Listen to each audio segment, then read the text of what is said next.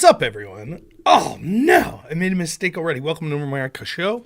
Am I live on the air? Who knows, right? Stupid power went out. Bam. Now we got it. Mr. Professional Streamer here. Let no one ever accuse me of being professional anything. I am happy to be a complete layman in everything in life. It is a wonderful feeling. Hope you're all having a fantastic day. I know I am. Tuesday, normally not at my home setup, but guess what? I took the week off work because I was doing single dad business as my wife was on a trip where she was doing some wedding stuff and was out of state. She had a lot of fun. I had a lot of fun with my man Hank. Did a little stream here yesterday or the day before yesterday, I think. It was bombed by my son, so because of the weirdos on the internet, I set that to private. But it is an interesting video that no one will be able to see. He's quite the maniac. He's a great guy. It was a lot of fun, and as I said yesterday, for the few people that watched, it really is enlightening how when you stay out of the political and the online social media sphere for a handful of days, how much better you feel. It's absolutely true. I followed almost I would, when he fell asleep, I would like peruse X for like 15, 20 minutes and I'd go to bed. And maybe throughout the day I was on it 5-10 minutes, would just retweet something or, so it is interesting how that works. But, I'm back. Yeah, bridges collapse, riots at the border, terror attack in Russia. Republicans sell us out again on this omnibus bill. Same old. Just another week, 2024, with the crazy news cycle as fast as... Hey, you guys remember when special counsel showed that Biden committed the exact same crime that they accused Trump of, except worse? He actually read classified information to his ghostwriter like 3 times. Remember in all those lefties that debated me for like a year about, oh my God, such a serious crime. Remember how they haven't commented on it still? Remember that? Oh yeah, that news cycle. What did I tell you? The news cycle will move on so fast, they'll ignore it long enough, then it'll just be like, boop, on to something new. You know how that works. So, here we are. So, what are we going to talk about today? I don't know, man. Like, the title of my video is like, do all the Republican leaders... Are they terrible? I don't just mean politics, like politicians. I mean influencers, media companies. Are there any worth anything? And being the bipolar maniac that I am, I've sort of went back and forth on this today. I'm thinking of how to broach this subject.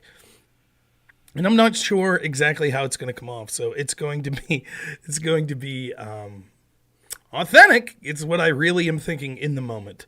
So that's what we'll talk about. So, to start with, I don't even have to spend a lot of time on this. I don't know how to make this more succinct than the following. Mitch McConnell and company flipped out when Trump wanted $5 billion for his wall because that was racist and a wasteful spending of money.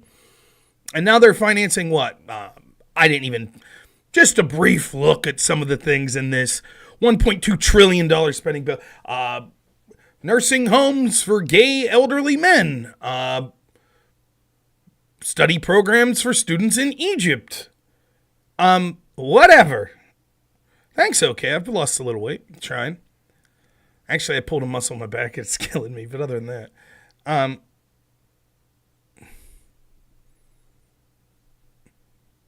What more is there to say about the Republican Party? They hate you. They legitimately do. Every time someone in a position of their leadership leaves, they instantly run to their real constituents, which are the large corporate donors and their media allies. That's who John Boehner was. That's who Paul Ryan was. That's who John McCain was. That's who Mitch McConnell, unfortunately for Mitch, health problems and what have, but that's what his team represents.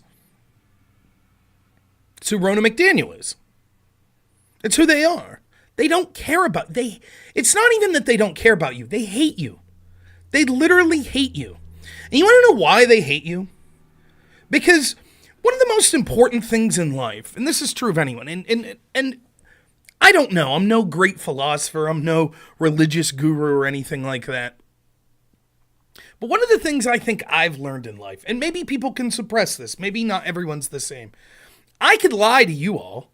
I could lie to the people in my town. I could lie to the people at my work.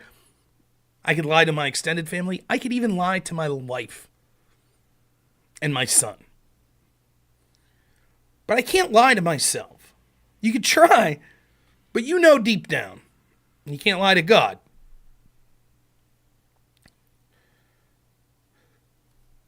The reason that they don't just ignore you, they don't just not care about you, but they hate you, is because they have to pander to you.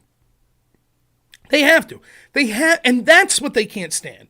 Because then they know that they're lying. Now, they don't care, ultimately, when it comes to their end goal of achieving power for themselves and those that they consider in their in-group preference, which isn't you. You're not in their club. But that's what makes them hate you more every day. And I think one of the ways that I associate, maybe I'm completely off base, but I'm just telling you what I think.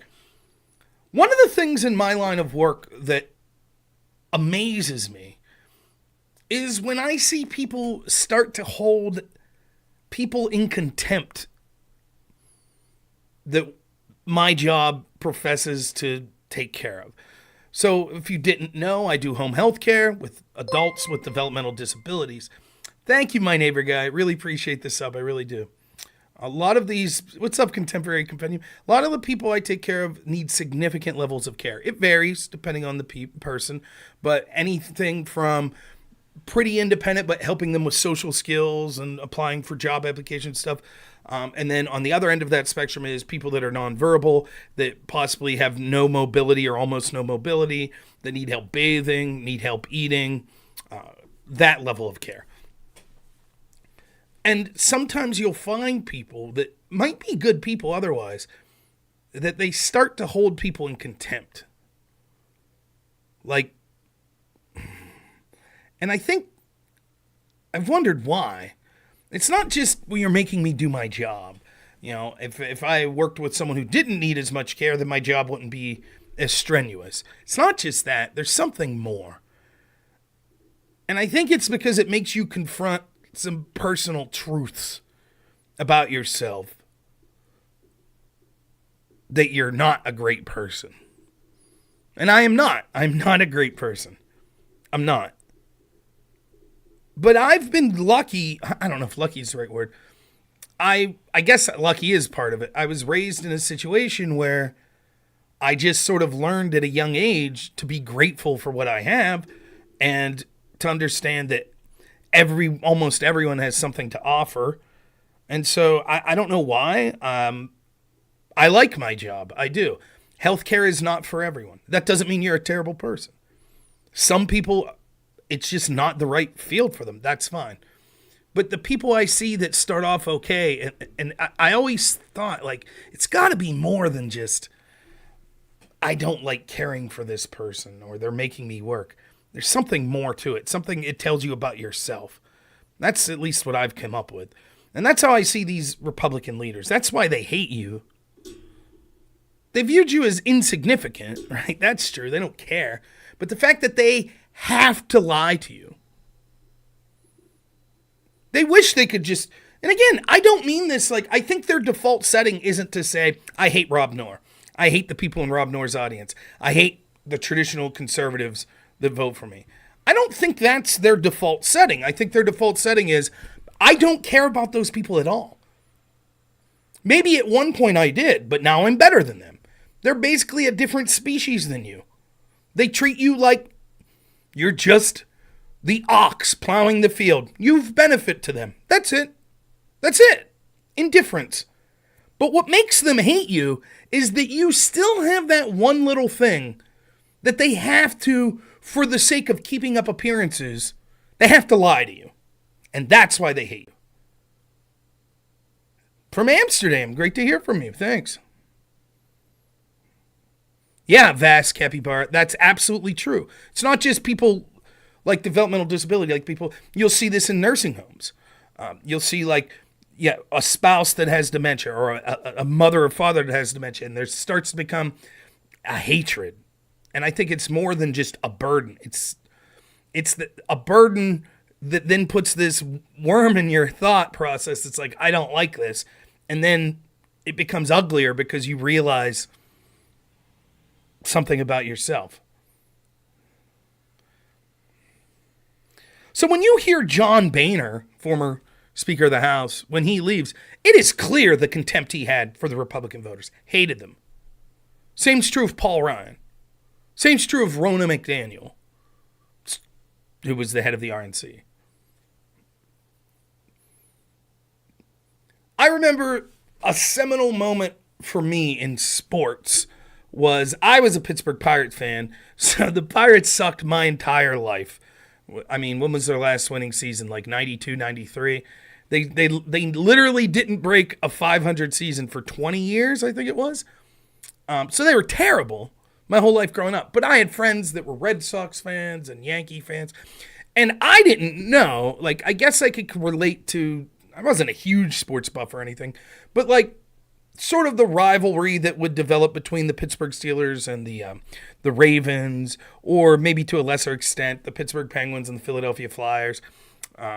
Rivalries like that. I didn't know of that rivalry in baseball. But my friends that were Red Sox fans and Yankees fans, the Red Sox fans and Yankees fans, I don't know, and again, this means nothing to you if you don't care about sports, which I barely follow at this point. They despised each other. And I remember there was this moment where there was paparazzi got photos. I think it was during their one playoff series in maybe 2004, something like that, where I believe Johnny Damon was still a Red Sox, and they caught him out with Derek Jeter at a dinner or something. And I remember my Yankees and Red Sox fan being so pissed, my friends that were fans of them. Because they wanted it to be a Hatfields McCoy type thing. I hate you in real life. I hate you in the sport. I never want to talk to you. I don't want to shake your hand. That's how they wanted it. But the truth is, they're professional ball players. They might not like each other on the field, but they have more in common than the average fan has with them. And if they're friendly, they're probably going to hang out. Or I'll give you another example. Maybe my audience will appreciate this more. It's one of my favorite comedians, Doug Stanhope. I remember he did a bit on, what's his guy? Dane Cook. You remember Dane Cook he blew up huge, in the early mid 2000s. He was everywhere. He was the big thing.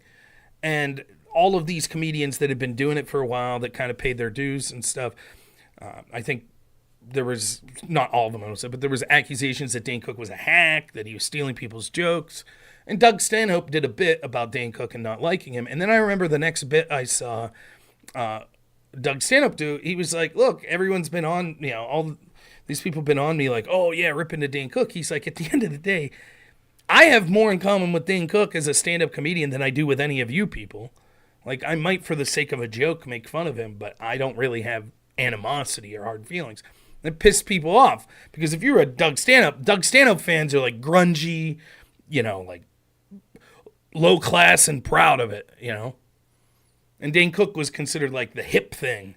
So you didn't like that if you were a fan of Doug Stanhope. And so to hear Doug Stanhope say, I don't really give a shit, RVD and say, oh yeah, and then you go back, the days of professional wrestling. Who was it? Wasn't it Iron Sheik got caught with Hacksaw Jim Duggan at one point doing blow, and they were supposed to be bitter rivals? I don't know. Anyways, you get my point. The Republican leaders and Democrat leaders, they don't dislike each other. They're actually on the same team. They don't care about you. The Democrat leaders don't care about the Democratic voters, and the Republican leaders don't care about the Republican voters. Now, that doesn't mean every elected official ever. That's not what I'm saying. And certainly the more local you get, maybe the guy on your school board that's a Republican or Democrat really cares about his voters. That could be true. But in the leadership positions, it's a uniparty. They don't care. They have small disagreements, but they agree on each other on the bigger things. And they hate you. They hate you. It doesn't matter how much money you send them. It doesn't matter how much you go out and campaign for them and put up yard signs. They hate you. They absolutely hate you. Maybe if you really do a lot for them, they'll treat you like a benevolent slave master would treat his slave. Maybe. If you're lucky. They don't look at you as equals. They view you with contempt. That's the truth. Look no further than Ronna McDaniel. What's the first thing she does when she's out of leadership of the RNC? I'm going to go work for MSNBC. Now, anyone who remotely votes Republican, you would say the network that I dislike the most is MSNBC. And yet that's exactly where it's not like she went to the Wall Street Journal or to Fox or to Newsmax. And don't get me wrong, she sucks. She's terrible. So I don't want her to be on any of those places giving advice and commentary on what Republicans need to be doing. She's terrible. I don't wish her ill or anything of that nature. But she goes to MSNBC.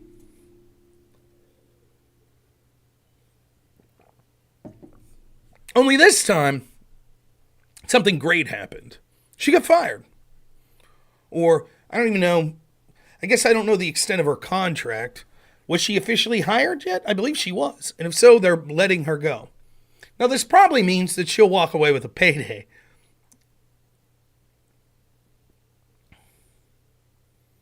But I just want you to understand this, right? Because it's right, I don't care about her either.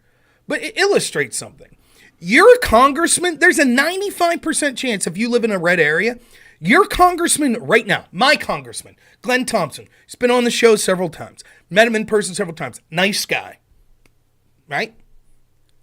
Glenn Thompson doesn't give a shit about me. He does not give a shit about the people in my district at all. And next time he's on the show, I'm going to tell him. And he'll be on the show. You know when he'll be? When I do my 24-hour show about getting Trump reelected, like 2 weeks before the election. The last two 24-hour shows I did, in 2020 and 2022, Glenn Thompson came on. He'll probably come on again. Now I'm going to fucking tell him. He doesn't care. He does not care. That's why he signed the omnibus bill for $1.2 trillion. He don't give a shit. You know who Glenn Thompson really cares about? The people in DC.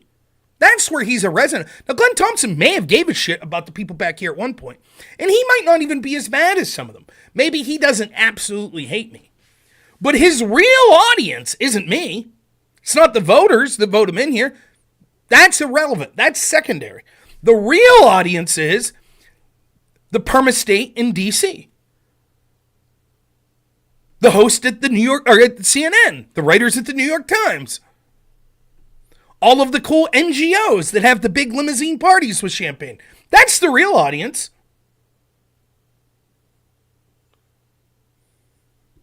We'll talk about Crowder.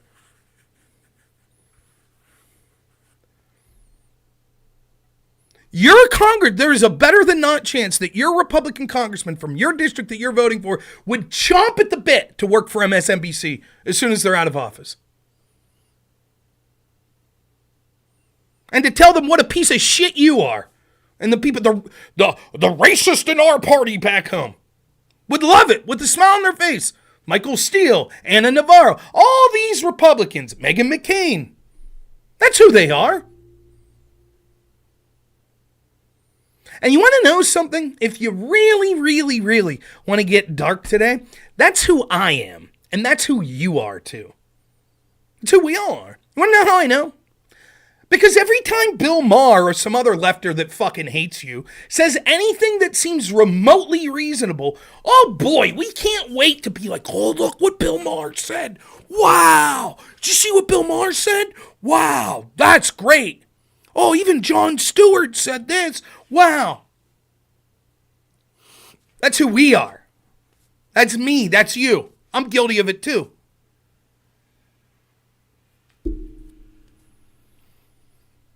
We have no one that cares about us. No one in any position of elected leadership or leadership in our culture or entertainment or corporate America. None. That's why moderate centrist for right-wingers. Like, oh my God, what great people. Donald Trump's not even a real right-winger. Last I saw, Glenn Thompson was celebrating his victory to get whole milk back in local high schools. You did it, man. Great job, man. Anyways, keep funding that FBI that's targeting your own constituents.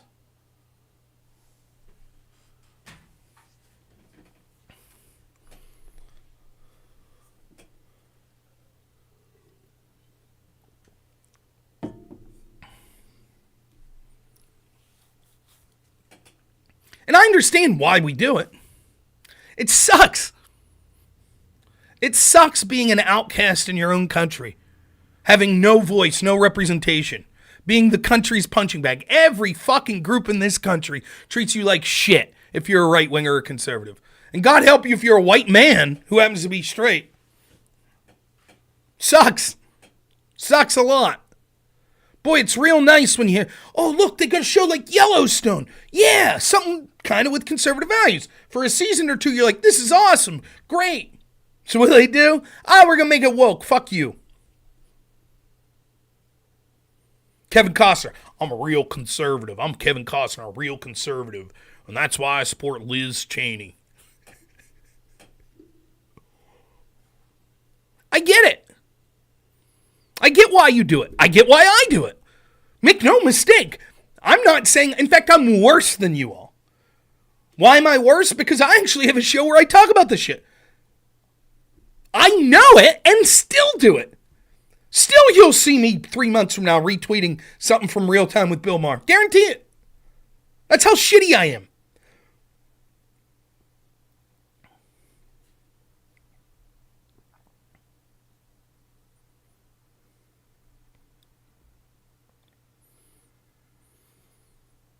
So I get it. When the culture, that's when people say politics is downstream of culture. That's one of the big reasons. Every politician in this country, not every, 95% of nationally elected Republicans wants nothing more to be in that cultural group that's dominated by those lefties, dominated by the Democrats. That's what they want. They want to be at those. They want to be the good Republican. Well, yeah, we fought hard when you were in the House. Welcome to the MSNBC. Welcome. Come on and shit on the guy running for president from your old party. Go ahead. Let's do it.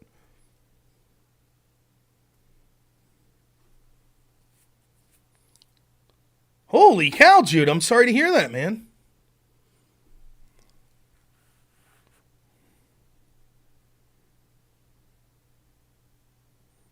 Yeah, I've seen that, David.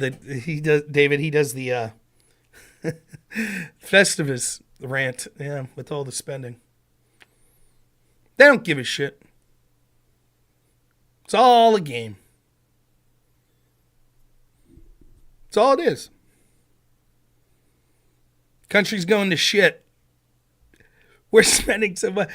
Seriously, I'm gonna have to tell my kid why my generation ruined this country. Why he's gonna be in debt out to the eyeballs. Why there's gonna be austerity measures that him and his generation will have to deal with. Because our generation and the one before it and the one before it and the one before it pissed away what our founding fathers did. That's what happened. Let's spend more. Fuck it. What's 1.2 trillion? Until it's something that matters to this country. Oh, border security? No, we don't have the money for that. Sorry. No. Remember last week, right before I went on Tim Pool's show, I did that panel on Wix channel. And there was this guy, Hutch, who, by the way, is interviewing me Thursday.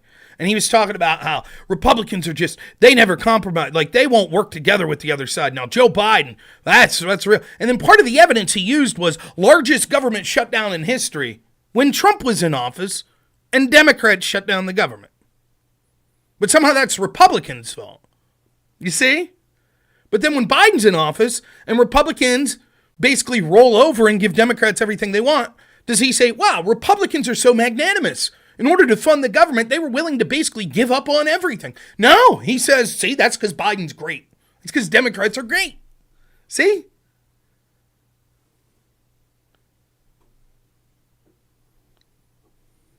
That's Republicans. not just what the few holdouts that maybe would hold out against this shit, the culture wanting to be part of the in crowd. Well, they just get bought off with pork projects. Here's $300 million that'll go to a new post office in your district. There you go.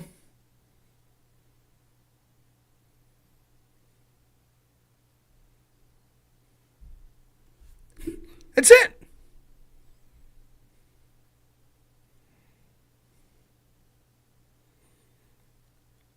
If there's any hope for the country, it's cultural, not political. It'll have to come through culture first. And there are things. You see people waking up.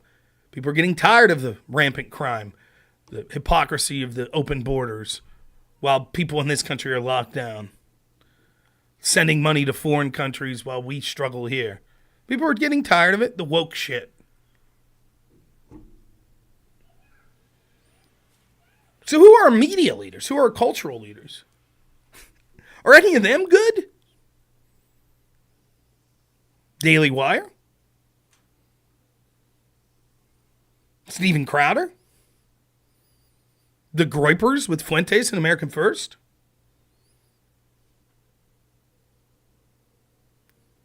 You tell me.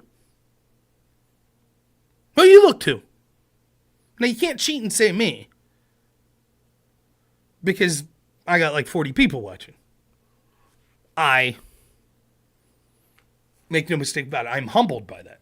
But I'm not moving the needle. Tim Pool Show? Dave Rubin? PragerU? Of course, you always look to God. But who is it culturally that's moving the needle? Hell, even church-wise. Who's doing that? Pope?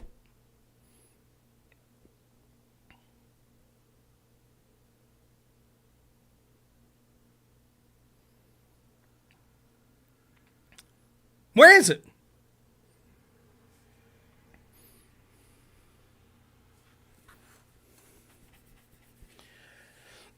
Now, I have good and bad things to say about all those groups I just mentioned. And we've talked peripherally about this before, but I figured tonight's as good a night as any to dive in.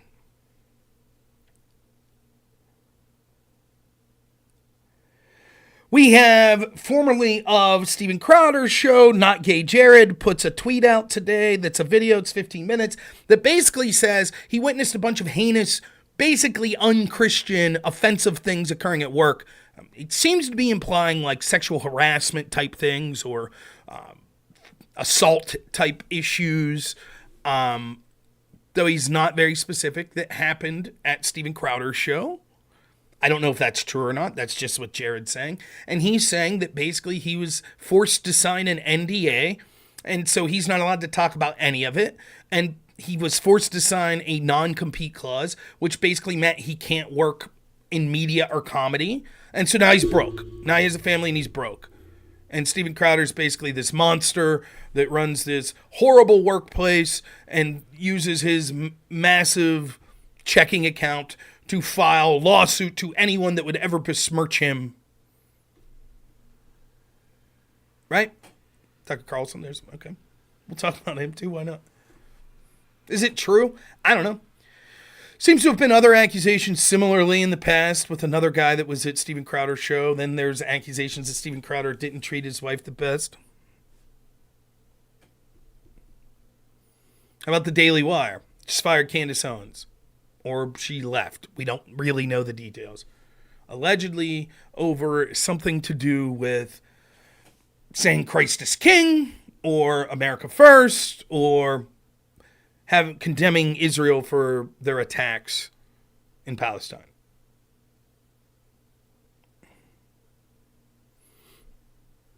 This is the Daily Wire.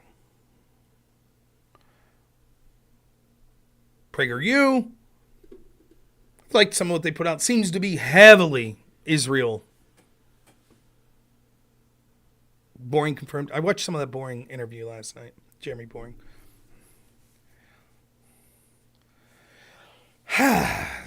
Tucker Carlson. Like Tucker. Is he as influential as he was when he had a show every night on Fox? I don't think so. Has he made some strange choices? Yeah, but it's okay.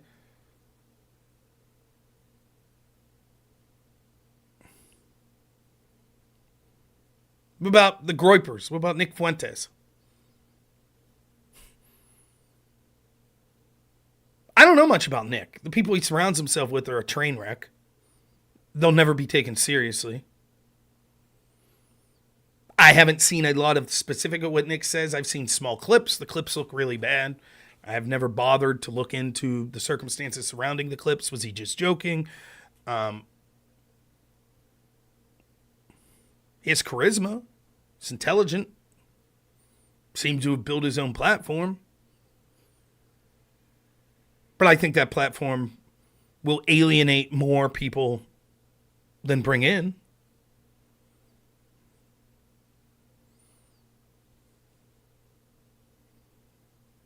Here's the truth. When you get right down to it, the more I exist in this space at the bottom level of a right-wing influencer, the more I realize we're all shit. Every last one of us. It's the truth. Now, we're shit in different ways and to different extents, but we all are. Because to even put your voice out in a way that will reach more than 2 or 3 people probably means you have some sort of conceit or arrogance or greed. I do. I know I do. I'm not going to lie to you. Now, would I still be doing this show if I'm talking to 1 or 2 people? Probably. Probably would. I did it for years.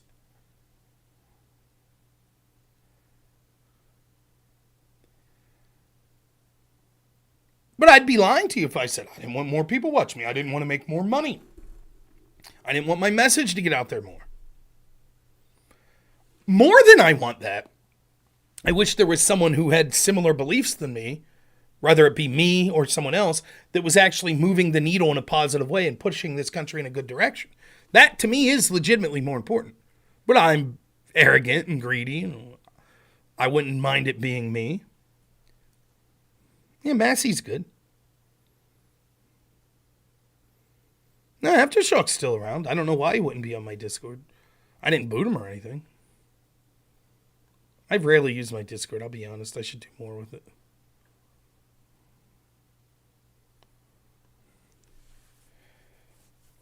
But once you start to get to a level bigger than me, I mean, you have to ask yourself, is it that what the skills that it takes to get to that level attract people that are narcissistic, looking out for themselves, like kind of a little crazy? Or is it that once you get to that level, it makes you that way? I don't know. My feeling is it's a little of both, but mostly the former would be my guess.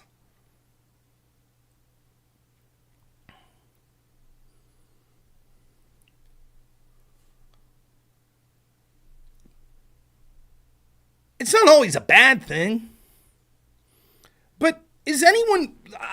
let's just cut to brass tacks. Would anyone really be surprised if the allegations about Steven Crowder are true? Is anyone going to be surprised?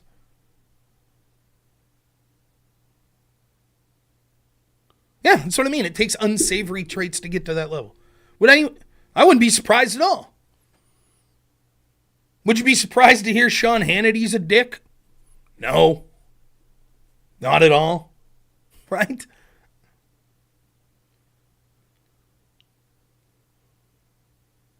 I think Tucker Carlson seems like a genuinely nice dude.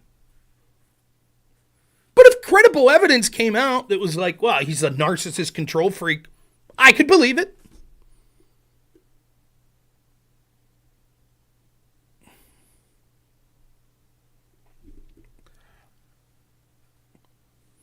If I came back from Tim Pool's show and told you like he was the biggest asshole in the world, would that shock anyone? He wasn't, but would it shock you? Probably not. Because at this point, we're just, how many times are you going to get burned? Where you're like, yeah, someone gets big. That's what happens.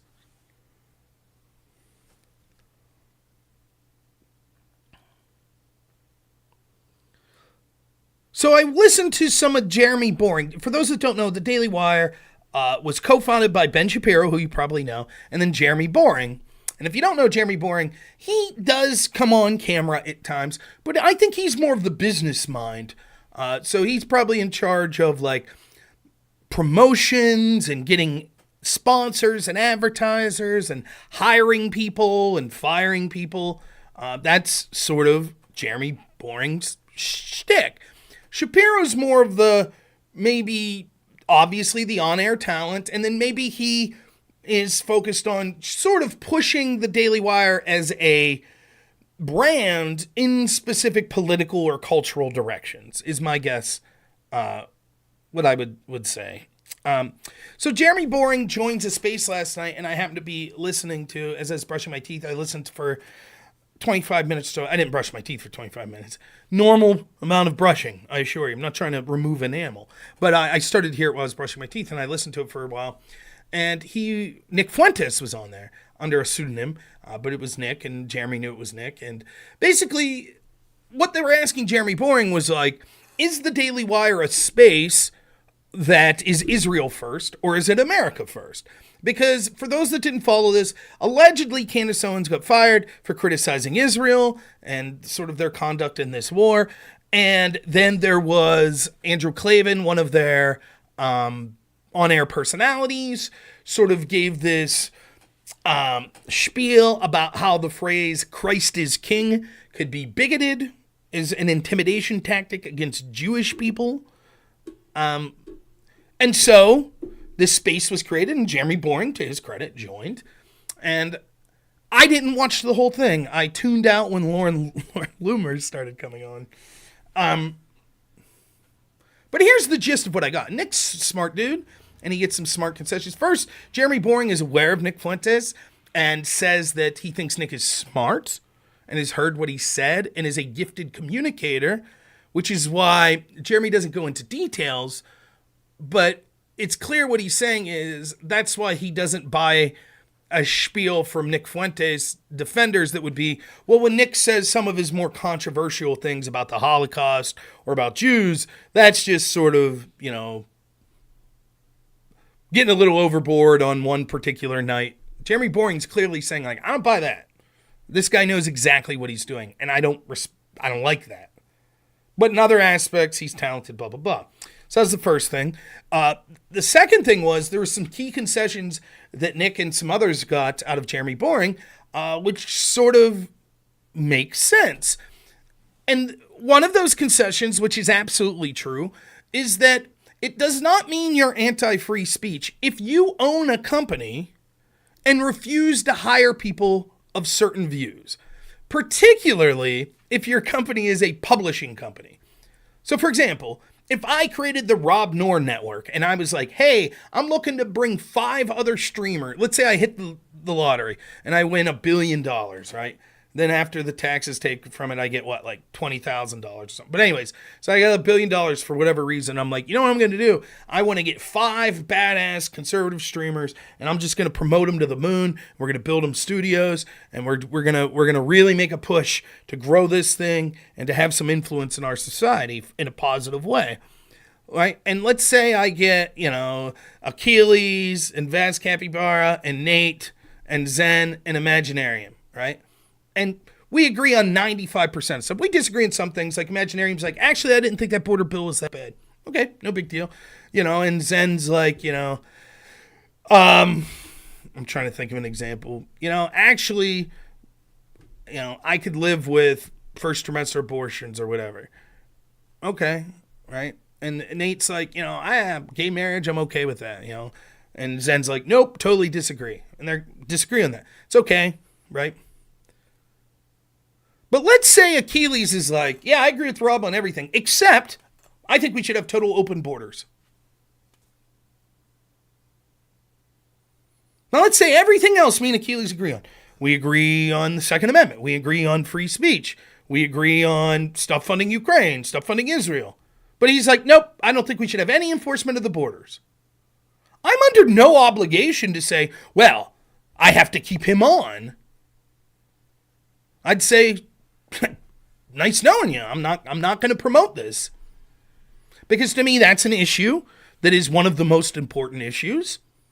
And I'm going to choose when it's my dollars to not put them into promoting a message on that topic that I don't agree with.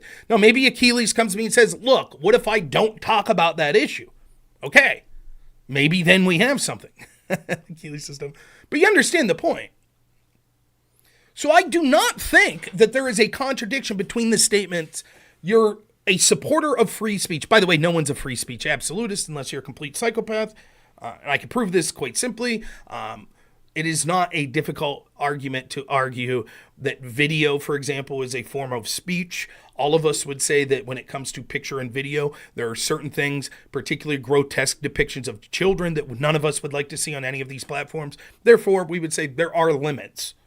However, when we say that we're for free speech, what we're talking about is, unless it goes over a ridiculous, grotesque line, you should be allowed to disagree politically. You should be allowed to say even offensive things. But obviously that sort of stuff with children would be over the line. Nonetheless, not really the point of what I'm talking about here.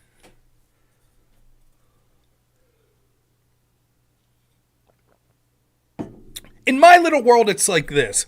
It's like when I have these people, there'll be some troll that comes on and they'll be spamming something, or I'll go over some big long shit with them and they'll be trolling and they'll just lie and say, I never said that. And then I'll ban them. And then inevitably someone else will say, I thought this was a free speech. I thought you were pro free speech. Right. What that means is I believe that person that I banned should be allowed to have a YouTube account. They should be allowed to make the videos talking about what they want. But I don't have to let them in my room talking about it. Similarly, you should be allowed to express the views you want, but that doesn't mean I have to invite you into my home to express those views. Me saying, nah, dude, I don't want you in my house, doesn't mean I'm anti-free speech. You go ahead. You say what you want in your space, in your home, say whatever the hell you want. I don't care. You want to go create your own channel, say what you want? Fine. I won't listen if I don't like it.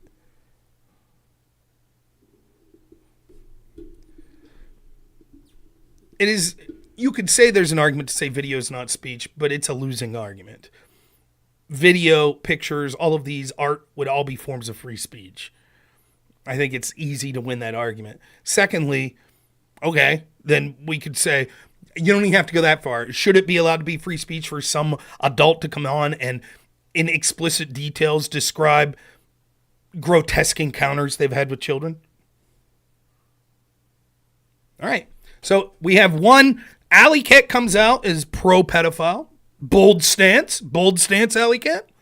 So, I'm fan of Alley Cat. No, Alley Cat's fan of the show, just so everyone in the chat knows. It's clear that that was what I was referencing. I was trying not to use that word. I was talking about sexual depictions or sexual stories of children. Alley Cat comes out in defense of that. So, congratulations, Alley Cat.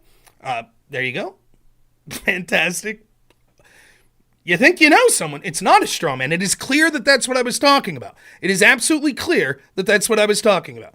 I said that there are some limits that we could all agree on, such as a grotesque behavior, such as child sexual material. We would say, no, we don't like that. And people could say, but if you're a free speech absolutist, you would have to accept that. And I said, no, we could agree there are things that are so grotesque that they fall outside of those bounds. You said, one, no, we can't say that video is free speech. And second, that doesn't mean that we give the government the right to restrict that. Your exact words. Just because you think something's grotesque doesn't mean the government has the right to prevent it. Oh, did I misspeak? I didn't mean to say you were a pedophile. I thought I said that you were pro-pedophile, that you were pro what you were saying. It is clear. I was giving a very specific example. Very specific, grotesque imagery and language and stories about children. I don't think anyone mistook what I was talking about was the sexualization of children. This is, Alley Cat, you're literally making the Democrats' argument right now, right? No, I didn't, straw man. I'm making that argument, and your response to that is, and I quote, this is what you said, just because you think something is grotesque doesn't mean the government has the right to prevent it. That was your argument. That was literally your argument.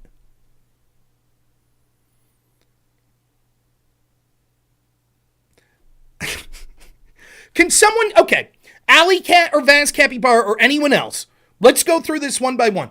Anyone in the chat, were any of you confused when I said, look, clearly we could all agree that there's material that we would say is so grotesque that we wouldn't allow on platforms, like depictions of children. Is there anyone out there that was confused that I was talking about child sexualization?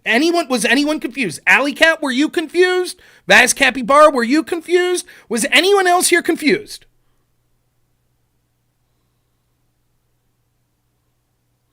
Go Rams wasn't confused. EOD wasn't confused. I thought it was pretty clear. Now, I'll admit, I didn't use the P term, because that's a term that'll get you shadow banned. It's crystal clear. Everyone's crystal clear. Your response was, one, we can't say video's free speech. Whatever, that's a different debate. It's not really. And second, just because I think something's grotesque doesn't mean the government has the right to prevent it. It is clear. Was the implication that people, you could be honest, yes or no, was the implication between that when I said, hey, we could all agree that we don't want child sexual images or child sexual stories on these platforms, which everyone's agreed that was clear, right? When he said, just because you find it grotesque doesn't mean the government has the right to censor it. Am I correct in assuming that the logical extrapolation of that is, oh, here's a person saying that the government shouldn't have the right to prevent those sorts of images? No, that's clearly what was going on. I don't understand based on what I said. Vaz Capybara, then straw man's, ironically, which they're accusing me of, says free speech absolutist doesn't equal pro pedo. When I specifically say the way I'm viewing free speech absolutism is anything goes, and we could clearly see that that's not the case, and I give the exact specific example of child sexploitation, and the response is, well, just because you find that grotesque, Rob, doesn't mean the government has the right to prevent it. What's the message what was I supposed to take from that?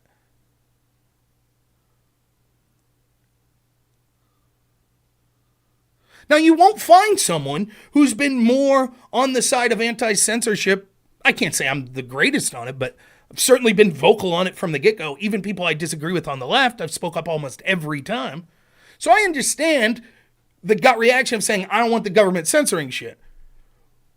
But what frustrates me is when I make it clear, like, look, I can see that I can't say there's never a place for any government intervention, such as child sexploitation. And when even then you get someone go, nope. Wait a minute, Rob. Just because you find that grotesque doesn't mean the government should prevent it. That's what they said. I can go back if you want. I'll read the exact quote. Quote, just because you think something is grotesque doesn't mean the government has the right to prevent it. Right. So, if everyone agrees that everyone knew what I was talking about, what I found grotesque was sexual exploitation of children, and your response to that is just because you find that grotesque doesn't mean the government has the right to prevent it, then what were you saying? I am making my point. Yes. My point is, I do believe the government has the right to make it criminal and to prevent child sexploitation in story form or in image form on social media platforms. You disagree? You think the government shouldn't have that right. That's what you're saying.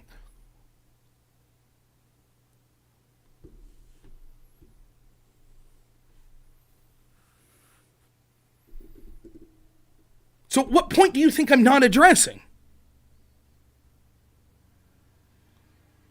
Right. There you go. So I was correct. You do not think the government has the right to censor pornographic images of children or pornographic stories or exploitation of children in any way. I disagree. So I stand by. I guess maybe it's unfair to say you're pro-pedophile. You're just anti-criminalization of pedophilia. I would say that's pro-pedophilia, but okay, if that's not a term you like, you are anti-pedophilia criminalization. Don't know what to say. Don't worry, Nico. We'll be moving on soon. Okay. Then I change my statement. Probably not a fan of pedophiles, just thinks they should be allowed to exploit children online and not be punished for it. Okay.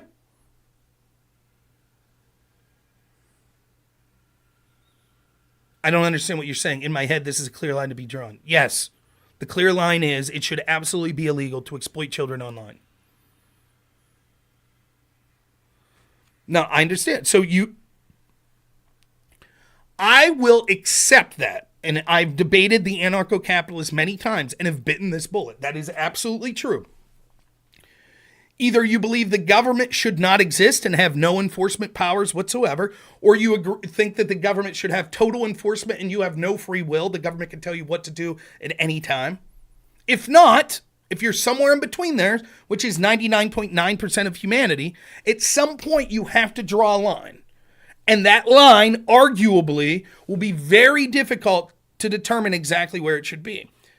For example, if we agree that the government should have the right to tell you that there is a limit into how fast you could travel in a vehicle, once we say, okay, we can see that. Yeah, you probably shouldn't be allowed to drive 300 mile an hour through a school zone.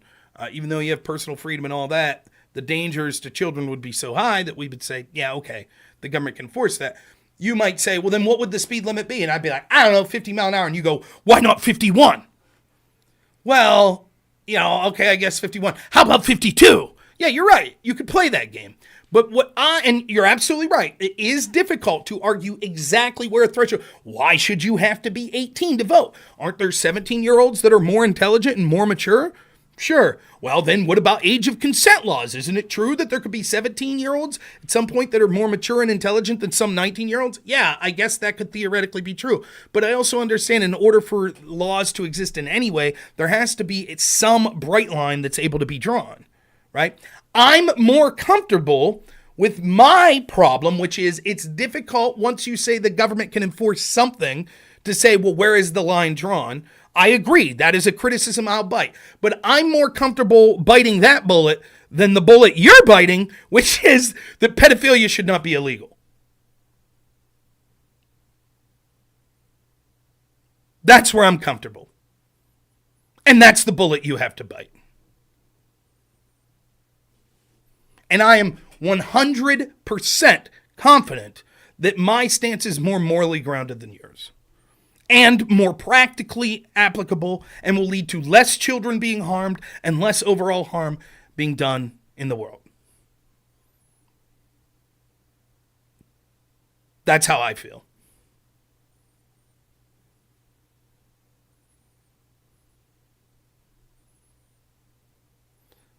No, my morality is consistent. So you, Alley Cat, you believe there should be no laws whatsoever, correct?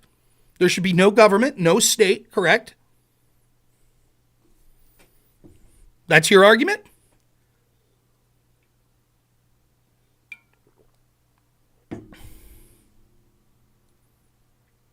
I don't draw an arbitrary line.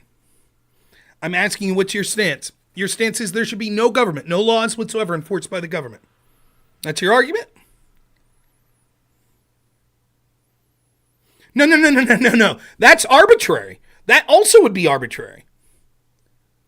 Once you say the government has the ability to enforce certain things,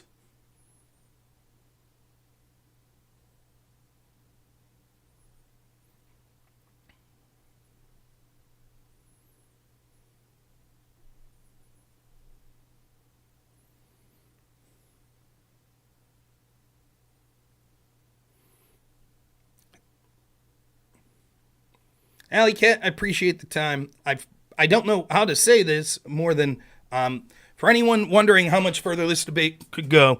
Alley Cat completely agrees that adults should be allowed to use social media to sexually exploit children.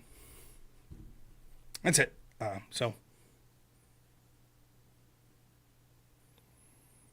you agree, Achilles? You agree? If we give the government more power than they deserve. So is the implication there we shouldn't have the government say it's illegal to have child sexploitation online? That is what you said. That's exactly what you said. We went through it. No, we went through it quite specifically. We went through this point by point. That is exactly what you said. That's exactly what you said. You agreed. Yes, you knew what I was talking about was child sexual images and child sexual stories and child sexploitation. And you knew I said that was grotesque. And you said just because I feel it's grotesque doesn't mean the government has the right to prevent it. And I said, that's what we were talking about. You said yes. And I said, so you're saying that the government should not be allowed to prevent that stuff. You said yes. That's not a straw man. We could go back if you want. That's exactly what I said.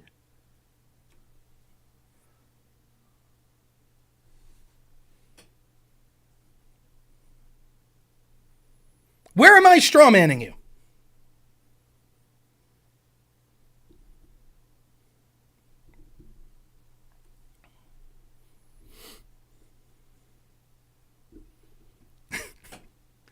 Just bite the bullet. That's the truth.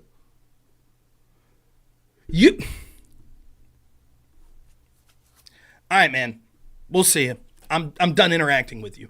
I didn't say you said exploit children.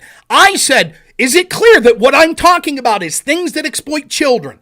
Whether it be video images, whether it be stories of sexual exploitation of children. Yes, you said. Yes, everyone said. And I said, so when you said, just because I find it grotesque, doesn't mean the government should be able to prevent it. You said, yes, that's what I'm saying. Now you're saying, but I never typed the words exploit children. No shit. When I said, you understand, that's what I'm saying, and that's what you're disputing. You said, yes. You didn't type those words. You just typed that you agreed with me.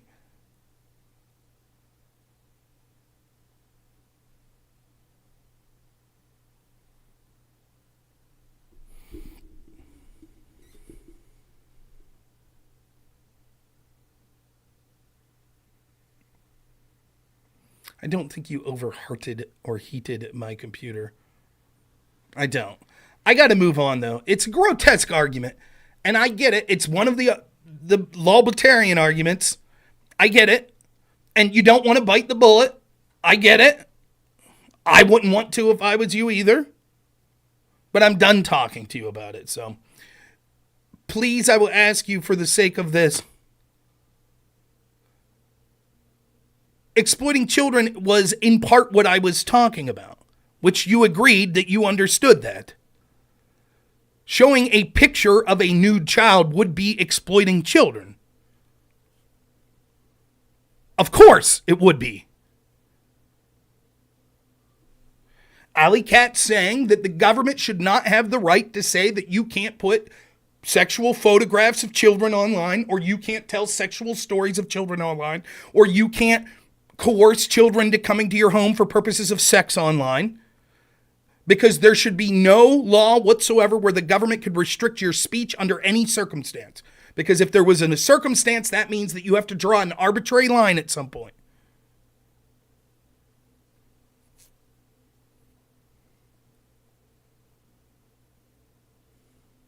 That's his argument. Thank you, Ranger and Rogue. You came in at a great time, arguing with people in my own. So we're going to move off this topic because I don't want my channel banned. Alley Cat, I'm sorry you feel that way. It has nothing to do with emotions being wrapped up in. It completely makes sense. Did my internet cut out? I don't think so. Can people still hear me?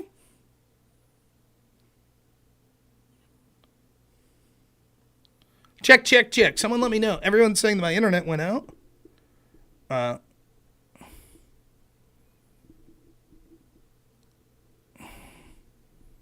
Maybe it's just on Twitch it went out? My guess is I probably got booted from Twitch thanks to the conversation. Looks like what happened. Can anyone on Twitch hear me? That's probably what happened. So, thanks, Alley Cat. My fault, though. I shouldn't interact with people like that. Yeah.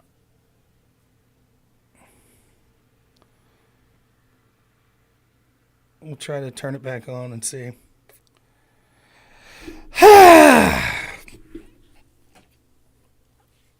It's great when your own audience. Yeah, I know, Nico. Fell victim to my own audience. So I guess for the sake of, we'll see. Thanks, Ranger and Rogue. I appreciate it. We're back? Okay. I don't know what happened. I didn't go out on YouTube. Alley Cat, what I'm going to do is mute you so I can't see you because it looks like my channel is getting attacked because of this conversation. Not necessarily your fault. I find you to be repulsive and disgusting, though. But you're welcome to stay and chat in ways I can't see you or get distracted. But yes, that is some of the things. That's some of the things that you have to deal with. Unfortunately. Bold stance. Just be honest with it. At least when I talk to like Fabian Liberty and those folks, they'll be honest with their opinions on the government not enforcing things. But anyways, moving on from that conversation. So we were talking about Nick Fuentes and the Daily Wire prior to that, right?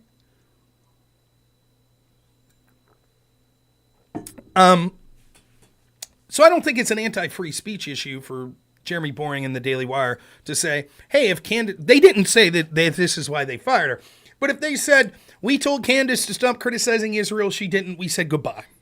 That doesn't mean they're not free speech. Thanks, Jordan. They have the right to say that. It's him putting his money in, whatever, right? But I think where the criticism of Nick Fuentes, and again, this was from a space that I saw last night, I think where the criticism hits home is, can you really claim to be a conservative or America First company if you will allow people on that don't share those values, but ban people that criticize Israel? In other words, what is the top priority of your channel? If the top priority is, well, we want to espouse conservative values, then you wouldn't kick people for saying Christ is king, right? You probably wouldn't have people on that favor gay marriage.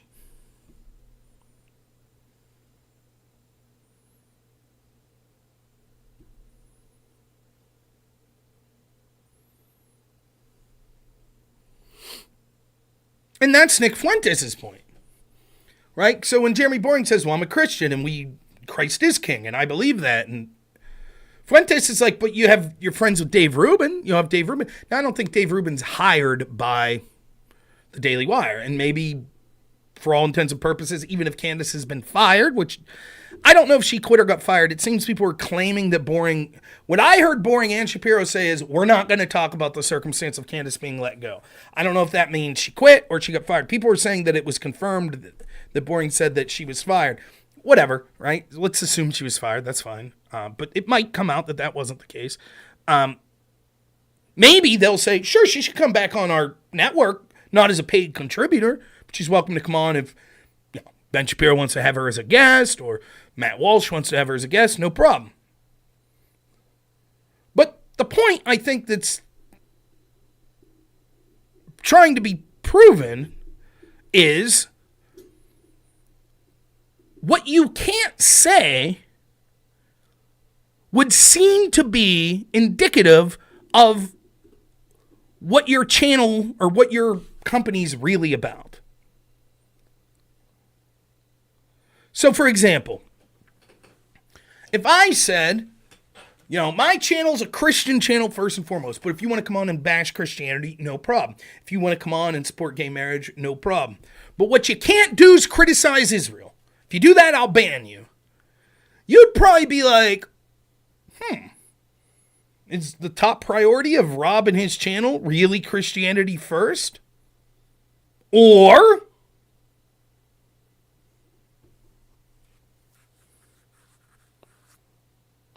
does it seem like he has a different set of priorities?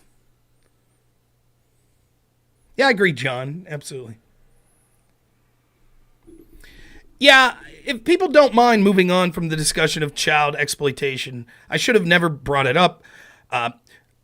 The one last thing I'll say about it, I brought it up as a clear example of we could see clearly almost 99.9% of reasonable people could say, of course, there's certain things that we don't want to see that we say, okay, the government has the right to pull that off. And I just gave the most grotesque example I could think of. Unfortunately, of that 0.01% of the population that is okay with allowing that sort of stuff online, we had one in the chat. But I would appreciate if people move on from it, because that's probably why my Twitch stream, because never when I'm on my home computer does one channel like that, like Twitch, go out like that. So I don't know. I would assume that's what was going on because of the topic of conversation. So I'd appreciate if people stop talking about it, because it could get my channel banned. Aftershock, that includes you. I can't see Ali Can anymore. So yeah, thanks.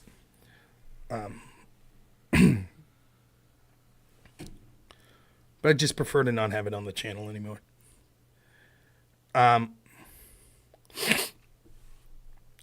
Do people think the term Christ is King is offensive?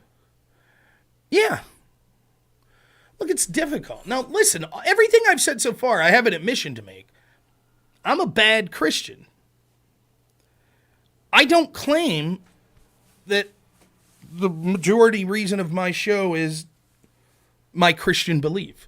I admit that I'm a Christian. I talk about how that influences me and my life and my beliefs, but I don't say that's not the primary. I don't think anyone's mistaken that that's the primary message that comes from my show. My primary message is people in my area of the world, rural Pennsylvania, that are being overlooked in politics and culture, and why that happens because of corruption. That's it. I've said quite frequently, I'm not the most right-wing person. It's funny, I'm going to be doing a debate soon, I think with Jeb Tan and Connor Points, on Republicans, will you vote for Trump or not? And it'll be me and someone versus the other side will be Counterpoints and Jeb that are Republicans that are not voting for Trump. And so that'll be the debate.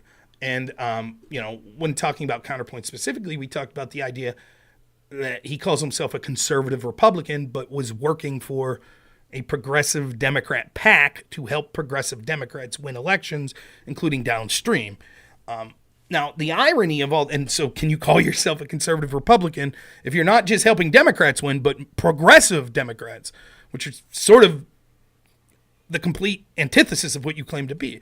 The irony is, I don't know, I wouldn't take umbrage at people telling me you're not a real conservative. In fact, it's happened.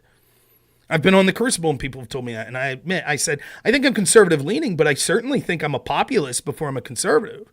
I think it's true. And I consider myself, if you took populism out of the equation, I would consider myself sort of a libertarian adjacent conservative. That's what I would call myself. But the libertarian adjacent part of it goes a long way. Because a conservative in the form of a Christian national might say, no, gay marriage can't exist, or any litany of other things. Pornography should be banned. Maybe I would say, nah, I disagree. I think you have the right to make those bad choices. Yeah, EOD, if you want to be the partner, I'll get you the name of the guy who's putting the debate together. I'm fine with that. So I don't mind. And then the term Republican means absolutely dick all to me. I don't give a shit. I'm a Ron Paul Republican. They fucked over Ron Paul. Okay. If it was Nikki Haley, I've been straightforward. I wasn't voting for Nikki Haley. So it's hard for me to criticize on principle the idea of a Republican that says, well, I'm not going to vote for the Republican candidate, because I've been that person. I'm registered Republican. I ran for Congress as a Republican. I volunteered to help Republicans win seats. But there are Republicans that when they run the party, I will not support. Now, I think not supporting Trump is stupid for these particular people. But on principle, I don't disagree with the idea. Right? I don't. So, whatever. But I don't consider myself the most Republican or the most conservative.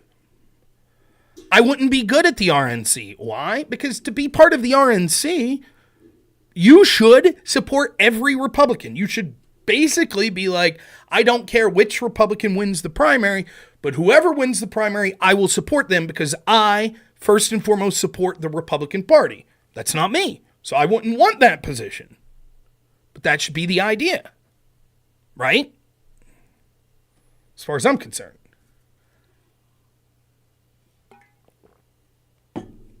Okay, most American, yeah.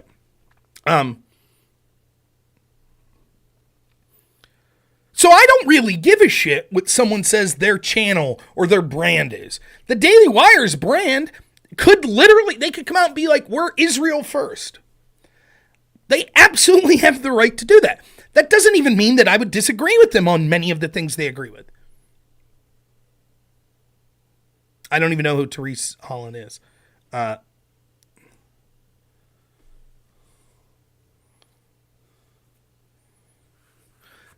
So, the question of, well, what is the Daily Wire? Are they America first? What is there's, I would say, take the Israel situation out of it. How would you describe what what the Daily Wire's brand is? I would say it's tradition. My guess, what they were going for was like traditional conservative republicanism. Small government, conservative values. Central District in PA. No, I don't know her, John.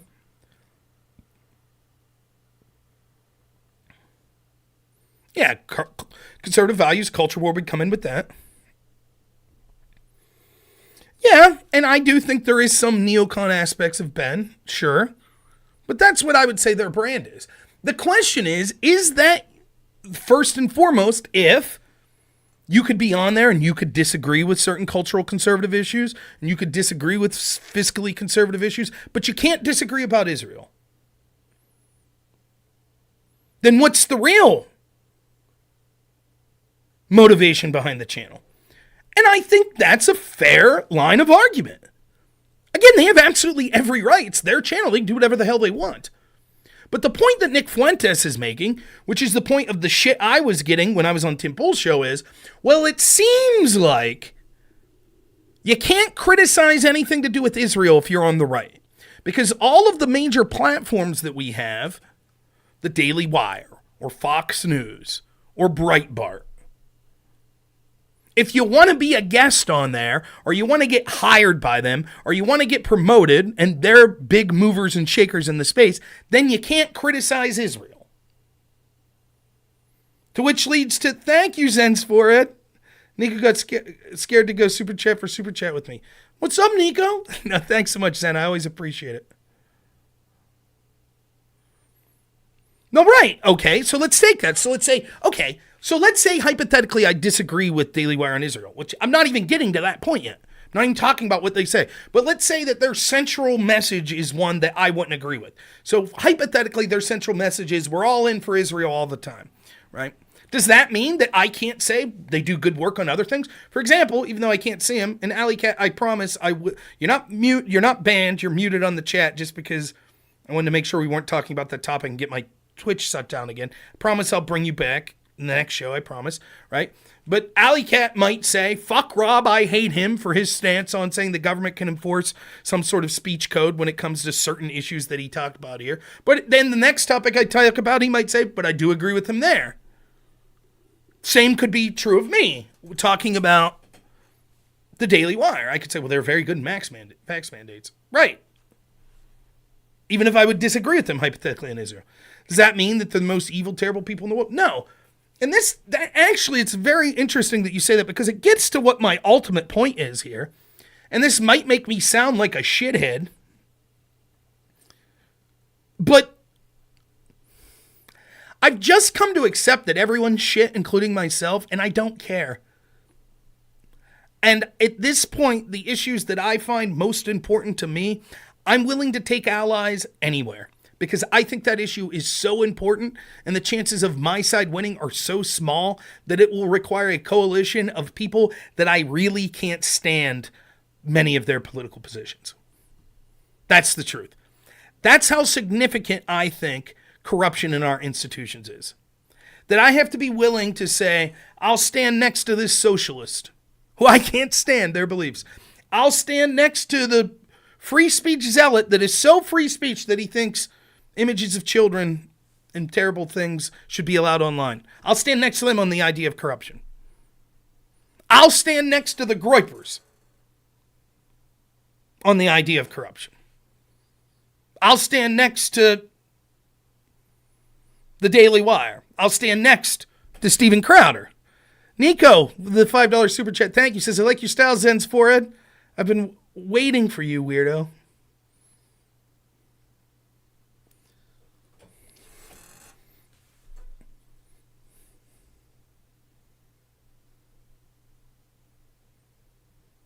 John says, if the channel's just to push one person's opinion, then it's not a free speech platform or conservative channel.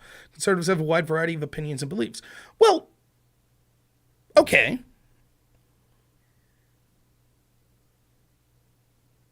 I don't understand the term free speech platform. I know people advertise. I would say, okay, I understand. Let me put it this way. I don't think Ben Shapiro or Jeremy Boring, again, the two founders of the Daily Wire, I do not think they would call the Daily Wire a, quote, free speech platform. Because Jeremy Boring was quite specific last night that they do not consider themselves a platform. They consider themselves a publication, which is vastly different. Right? A free speech platform implies, in general confines, so there might be things that, again, I'm not going to relitigate this debate, but there might be general things, and maybe the confines are smaller than I had previously said. Maybe you'd say, we don't want any racial slurs on our platform. So you're creating the new Facebook, and you're like, no racial slurs, no pornographic images. Other than that, you want to go for it. No threats, no illegal, other than that, go for it. That's different, because that's a platform, than I'm going to create the next New York Times, and I'm going to hire writers, and I'm going to publish a newspaper. What does a free speech publication look like? How close am I to getting my computer? Not that close. I just came up with the idea the other day here, so I'm like $40 in, so I probably need like another $460. But I guess if I'm really, like, a free speech publication could be something that's like, used to see like in cities, they would have basically like the newspapers that was like anyone you submit to like an editor and they'll publish anything within a certain, I guess that would be a free speech publication. But once money is exchanged, I'm under no obligation, if I'm putting my own money into something, to pay for someone that's saying a message that I disagree with. I could say, I defend your right to the death to say it. You should absolutely, on all platforms, be allowed to say this, but I'm not going to include you in my publication. So if I had a publication, if I started a magazine or a newspaper, I would never have the hubris to call it a free speech publication. I wouldn't say that, because it's just not true. I might say I publish people that disagree with me on certain issues. But now, as to it, if it's just one person's opinion, can it call itself conservative? Well, you sort of answer yourself. If you say conservatism runs a large gambit of ideologies, well then yeah, you could say, if I'm doing my own channel, I don't have anyone else on my channel, but let's say I incorporated, and I'm the Normal America Corporation, or what, I don't know how the hell that works, but I'm the only employee. Could I call myself conservative if it's just me here speaking? Could I say it's a conservative platform? Sure, I could. You could say, yeah, but you don't have other conservative voices on. True. It's just me. I don't have any other employees. And if I hired 3 more people and they all basically shared my opinions, could you say, well, that's not really conservatism, it's just one form of conservatism? Maybe, but you'd still say it's conservatism.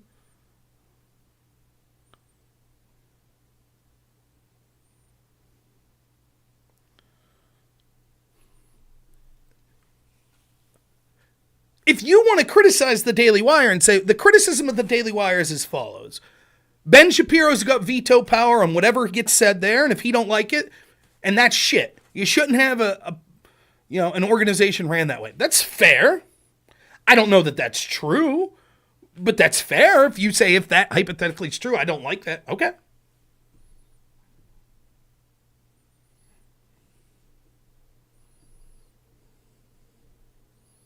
You could say the same thing about me. There are certain people I don't bring on to debate anymore because of the problems that came with them.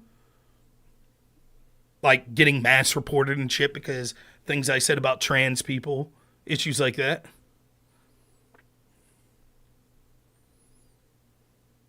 But I'm just saying, I don't really give a shit if they're super pro-Israel. That's their right. They could do that. But I think there is criticism to be had when you see multiple of the big name conservative publications, PragerU and the Daily Wire. They're like, that's the one issue you can't talk about. Then you have to ask yourself, well, the people that are steering so much of the direction of what it means to be a conservative in this country, do they have an agenda that's not necessarily in line with conservative or America First values? It's a fair question. I don't think it makes you an anti-Semite to say that. And then when you combine, it's not just these cultural or media platforms, but it also applies to our politics, particularly on the right-wing side. It seems there is room on the left to be a progressive politician and criticize Israel. Now, you might get shit on from other Democratic politicians. But on the right, it seems really difficult.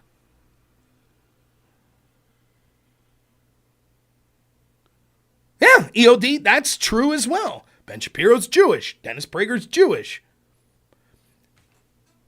They probably feel as if Israel ceases to exist, it will be the first step to an inevitable road of Jewish people not existing. And so they say we need to keep that country. Now the irony is, particularly with Jewish people on the left that share that belief, but don't believe in the securing of the United States borders. Interesting. Israel should have strong borders, but not the U.S. Or not any European descendant country. Yeah, that is true. There's been Thomas Massie, Rand Paul. There's a handful. That's absolutely true.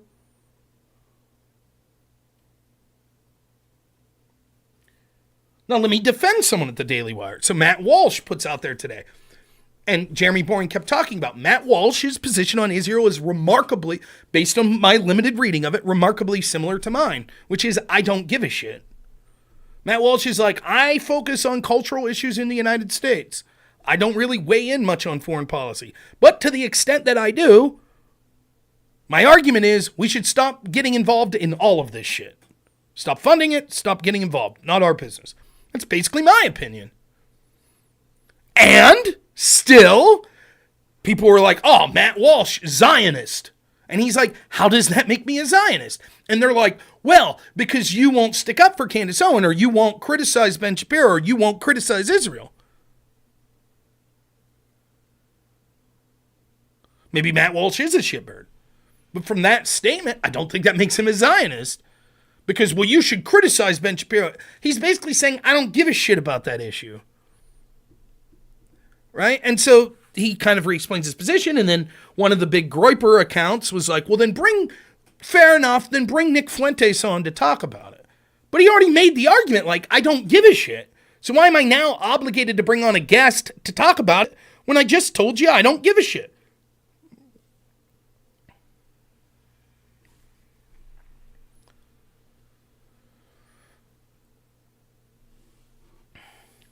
My central issue is corruption. That's the issue I'm focused on the most. But there are other issues that I care about, like fiscal conservatism. Stop spending all this money, securing the borders, First and Second Amendment issues. These things are all very important to me. If someone comes on and I'm like, corruption, and they're like, I don't give a shit at all about this conversation. I just don't give a shit.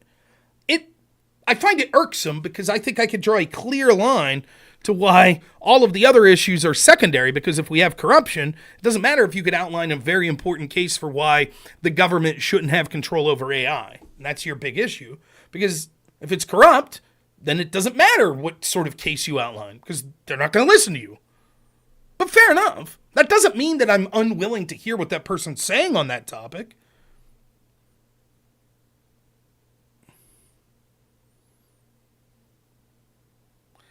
Would I refuse to debate Destiny if the topic is bad enough? It's very difficult. There's very few. I've turned down debates on shit, and not because I thought they were difficult topics, but because I thought they were overly silly. Thank you, Gizmo. For example, I've had people like, hey, Rob, do you want to have a debate on the topic of who's the best rapper alive today? No. And it's not because I'm like, oh, that's too tough for me. One, I just have no clue whatsoever. I don't know what I could add. But secondly,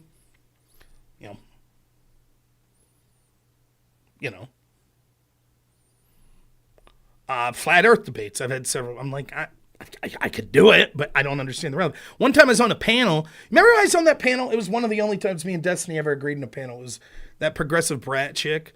And everyone remembers the second half of that panel was Rittenhouse, which was fine. I wanted to debate that. The first half, remember there was this rapper and his concert, it just happened that week. There was like, people got trampled to death. I don't even remember the name of the rapper. What the hell did I have to say? That was one of the topics on that panel. Then I think another topic on that panel was people scalping PS5s. Like, yeah, Travis Scott. Like, what the fuck? What do I have to say on that? I mean, yeah, I'll give my 2 cents, but, and another thing that, like, I'm not big to, like, I've told people I don't think I would ever want to go on Fresh and Fit or the whatever podcast. Like, what am I really going to say?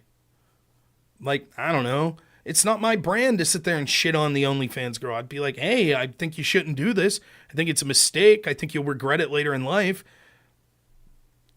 But I'm not, what am I going to do? I'm not Andrew. I'm not these other people that are going to be funny and like, yeah, it's not my thing.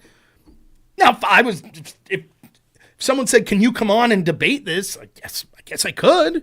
But I don't think, right, when I went on Timcast, we talked about Boeing jet planes. We talked about inner monologues. We talked about Israel-Palestine. None of this was shit that I really wanted to talk about.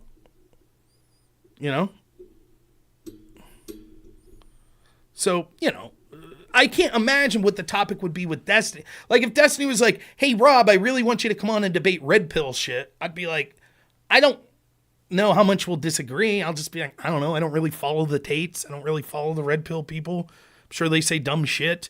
The OnlyFans people are stupid too. I don't know. What else do you want me to say? But most political topics I don't mind. Yeah,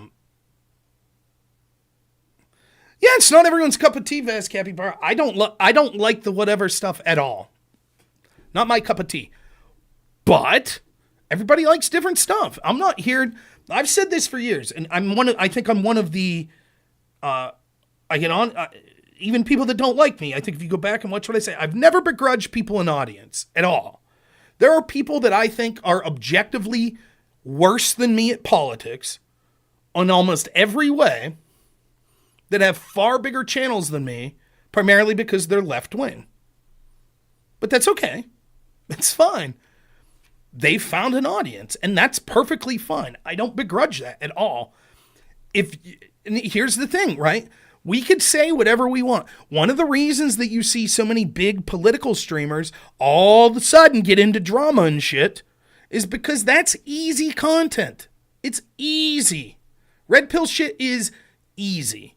Destiny talking about red pill shit is way easier than Destiny preparing to do a debate with someone on Israel-Palestine or Destiny preparing to debate me on January 6th. And it gets a lot of views. And it's not just the political sphere. You see this I used to watch a lot of videos, I think they call it like true crime YouTube. So it'd be like a channel, it's like, today we're going to talk about the top 5 worst serial killers in South America. I don't know. I was always interested in that shit. Weird stuff. Or top 5 bank robberies where the person's never been caught, There's channels that specialize in that stuff. And I'll listen to it like when I'm in the car. I'm like, it's interesting, And then a lot of those channels, what happens? It turns into, did you hear what XQC said? Oh, did you hear what Hassan said? Because it's easy. It's hard doing researching, being original, editing material together to research some bank heist and trying to find details that other people haven't really talked about. That stuff's hard to be original, to get an audience. It takes a lot of work, takes a lot of polish, takes a lot of charisma. It really does. Just going on and once you make it big, just going on and bitching about your life and other people and I went to this party and this other streamer was there and this happened. That's easy shit. Yeah, we'll talk about the Baltimore thing as well here.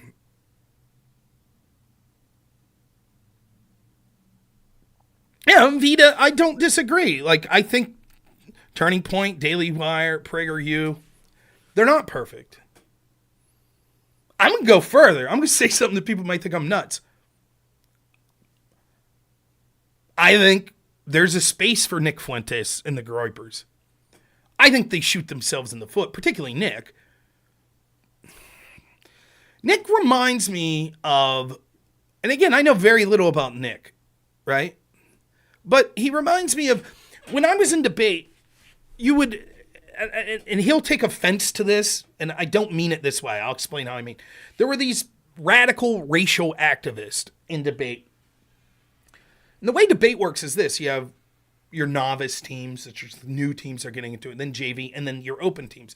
And most of the time what happens is, whatever the top team at a school's talking about and debating, and stylistically, it matriculates down to the lower level of the teams because they're doing all the work. They're doing all the research. They're writing all the arguments.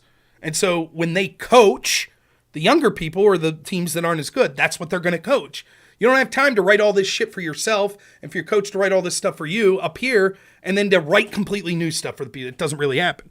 So there would be these very I don't want to say difficult, like very, it's going to sound so dumb, but sophisticated racial arguments. So it would be more than you're white, you lose. Now, when you dug, that's basically what it was. But it was couched in language to make it more palpable. And it was more about the abstract idea of whiteness as opposed to you, robnoerr, are a white man, so fuck you. But when you got down to the lower levels and the people didn't understand the argument, that's how it came out. It just was, fuck you, you're white. That's what happened. And I sort of see some of that with like Nick and the Groypers. I think Nick's smarter than pretty much everyone else in that organization. Right? And I think there's absolutely a place for edgelording. I agree. I think there is. I absolutely agree with that. But I think Nick could accomplish it in a way that's more sophisticated. It's funny at times. It's got a point to it. But then you matriculate down to like average Groypers. My first interaction with them is they're on Stardust Twitch stream just yelling the N-word at her.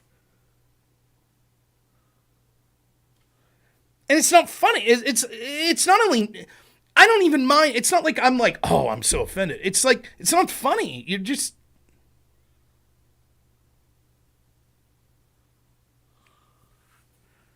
you know, it's like, I don't know.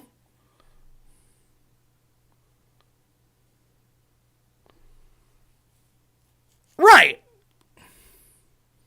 Like, it's like if you're a red pill guy and you're making weight jokes about me, but the reason you're doing it's like, it's funny and all that, but you're doing it to make a point about like a healthy lifestyle.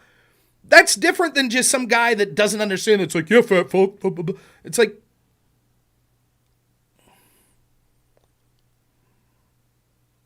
and I knew nothing about it. Did I know he was going bullhorning for people to go in the Capitol January 6th? I did not. And let me plead ignorance on the majority of what Nick says. I've seen very little of his specific content. I'm very hesitant to judge him for the worst things I hear about him because I know how sometimes people could say shit that's not true. I have heard clips that are pretty bad of Nick. But again, is it a joke? Was it in a larger context that sort of explain? I don't know. I haven't really cared to look into.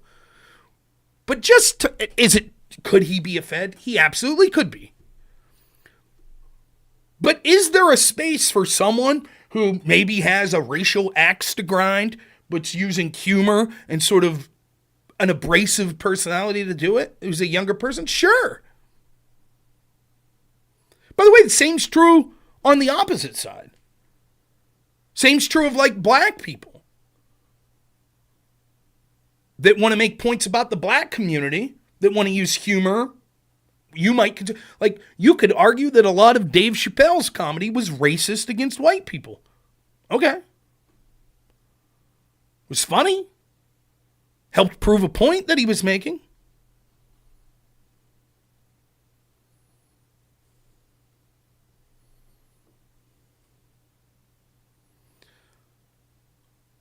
But yeah, it's not me. Race issue.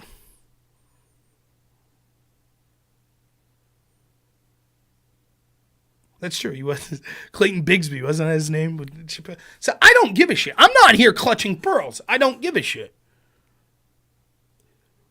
If I was on a panel and Nick Fuentes was on the panel and we're arguing border security, I'm going to argue border security. Me and Nick are probably going to agree on 95% of it.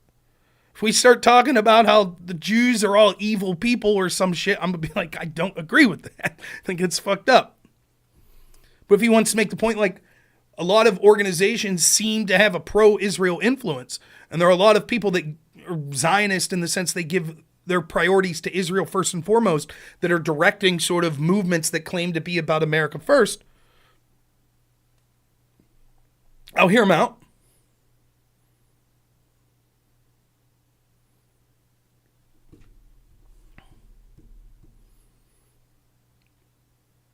The point I'm trying to make is there's two ways to approach this. Once you accept that most people in this influence sphere, whether it be media people, whether it be streamers or whatever, most are shitheads, myself included. Once you accept that, there's two ways to look at it. Say, that's okay. That's human nature. I still think that they could be good for getting a message out and agreeing on certain things and blah, blah, blah, blah, blah. Or you could be like, screw them all. Alley Cat, by the way, I brought you back. Just don't talk about that subject anymore. And again, I wouldn't have muted you if not for my Twitch being taken down there. So, tooken. I use that word all the time. It's not a real word. I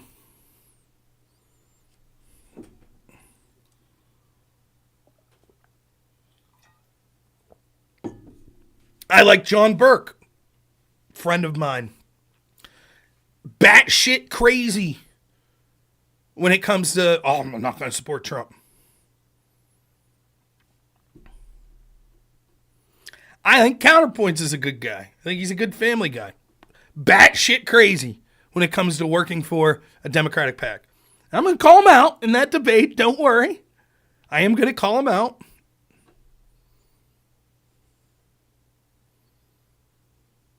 Yeah, my complaints with Shapiro are less about the Israel shit.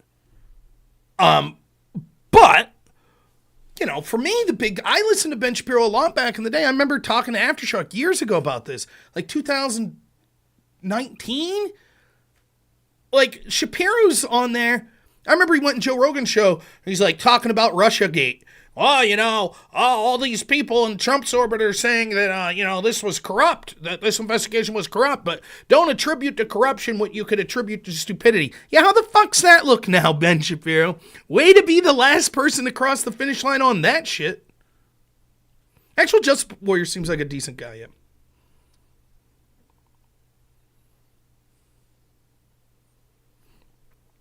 Yeah, so good job, Ben. Some no-name shit like me was somehow way ahead of you on that one. So were many other people. You know? That's the sort of shit. It's like, well, what good are you as a commentator if you're wrong on the big points consistently? He's certainly smart. He's a good commentator. He's a good debater. Yeah. And make no mistake about it. I could say the same thing of Ben Shapiro I could say about Destiny. It doesn't matter. Obviously, I'm going to like my opinions more than them because I'm me. Just like all of you should like your opinions more than mine, because you're you. That's the nature of it, right? Ben Shapiro built a huge brand. I can't do that. He did that. Enough said. Same with Destiny. And I could wax on about like advantages that they had. Algorithm not liking me, this, that, and the other. I could talk about all that. But at the end of the day, they did it.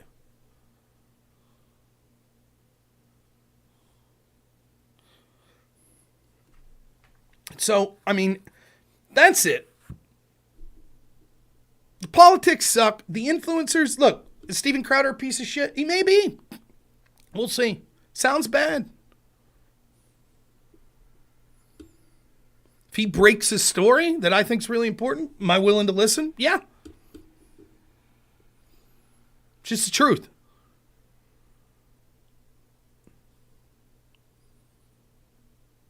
Ben signed a prenup. Destiny did not. Josh Michael says, Destiny's going to hell and is an evil. Ben Shapiro's going to hell and is evil. Maybe. I'll leave others decide that. All right, let's talk Baltimore bridge business, right? Terrible. I have not watched. I thought maybe I'd do that tomorrow on stream. I have two options tomorrow. I could either join a panel at 6 p.m. Eastern time. So here's the deal. I committed to doing an interview sort of off camera with the person, but I think it might be rescheduled. So which means I could do this panel with Wick hosting on Texas enforcing their border. Could do that. It'd be early. EOD's going to get his tin hat.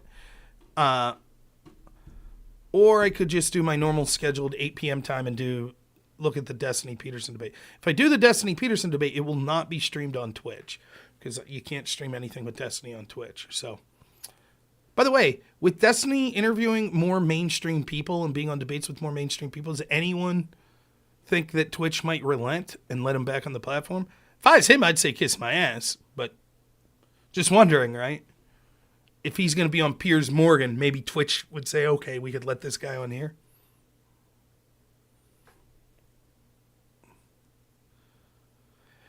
So yeah, I wake up this morning and I don't know, 5, 6 a.m.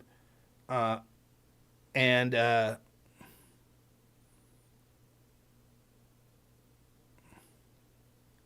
it's terrible. We saw the bridge collapse. I don't have anything really exciting to say about this. It's horrible. I haven't heard how many casualties there are. Surely people died. Thank God it was really early in the morning. Oh,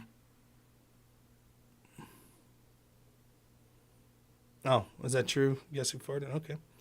Had it been during rush hour or something, it could have been way worse.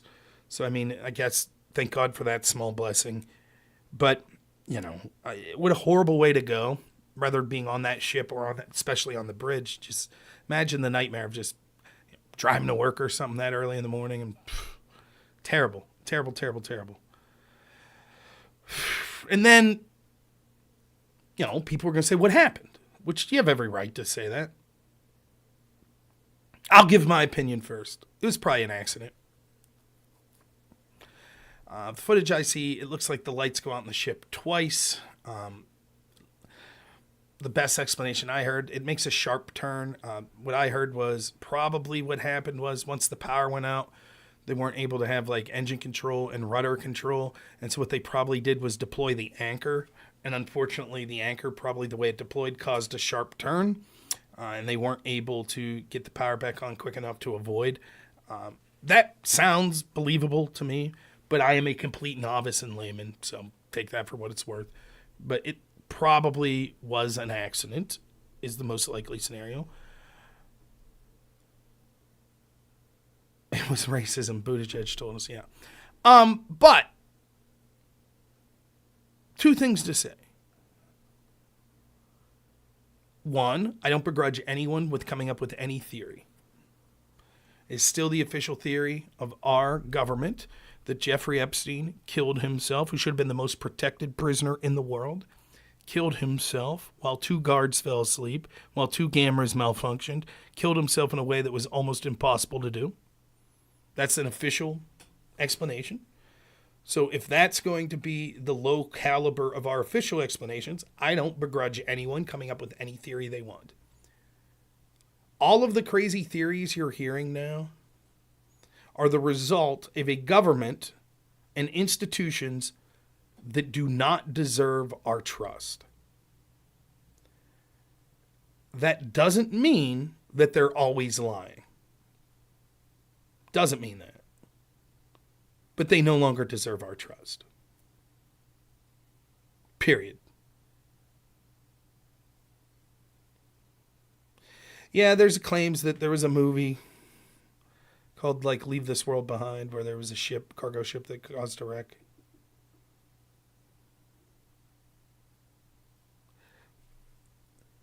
To me, that's a huge point that I don't know that people understand. You see, people like Destiny. The clip I saw that all the Destiny fans were showing of Jordan Peterson was when Destiny's like, well, you trust institutions all the time. You drink a glass of water, you trust the institutions, the science that made that water clean, safe. You trust medicine, you take Tylenol, blah, blah. Things like that. Right, that's our society was built on not just mutual trust, but also a trust of expertise. You go to the doctor says, hey, you should exercise. You trust them. Yeah. You trust them for two reasons. One, because they're an expert, but second, because what they're saying makes sense with the world as you could see it and know. It's more difficult to trust. Imagine like sort of earlier doctors.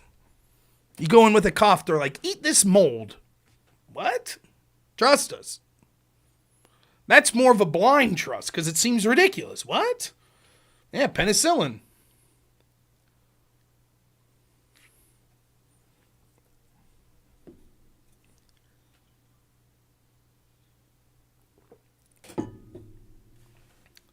The problem is these institutions have lost our trust, and rightfully so, because they've lied to us for so long. And I don't even have to get into some crazy conspiracy to prove it.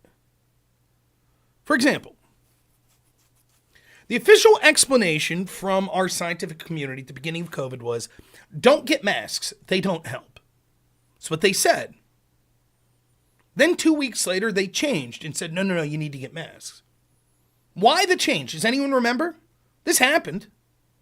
Why did they change? What was their explanation for why they changed their mind? A complete 180. What was their reasoning? Does anyone remember? Yeah, Luigi Strikes nails it.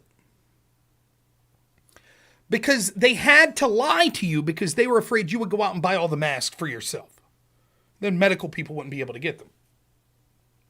So in other words, the institution, not me, not Breitbart, not Tucker Carlson, the institutions themselves told you we had to lie to you for your own good. Had to lie to you for your own good. That's what they said. I said at the time, my God, that doesn't... In fact, I was one of the only people, and it's so funny because people will now be like, well, masks clearly don't work. When the government came out and said masks don't work, I was one of the only people that I was like, bullshit. It wasn't that I was saying masks work. I didn't say that. I said, how the hell do they know next to nothing about this virus? And yet all of a sudden they know, but don't worry, masks won't help. How do they know that? They don't know. They were just telling us 2 weeks before that the flu was going to be worse. So what the fuck happened in 2 weeks? I was like, wait, what? Bullshit. Where's the study? You did a study on this? And they didn't cite any. It's not like, well, we looked at flus from past seasons in the mask and they didn't cite anything. They were just like, trust us, it don't work. I was like, bullshit. They don't know. Then they came out and were like, yeah, masks works. I said, bullshit. They don't know. They don't know that either. So where's the evidence that, so what, you did a study in this 2 week time period? Now all of a sudden masks work?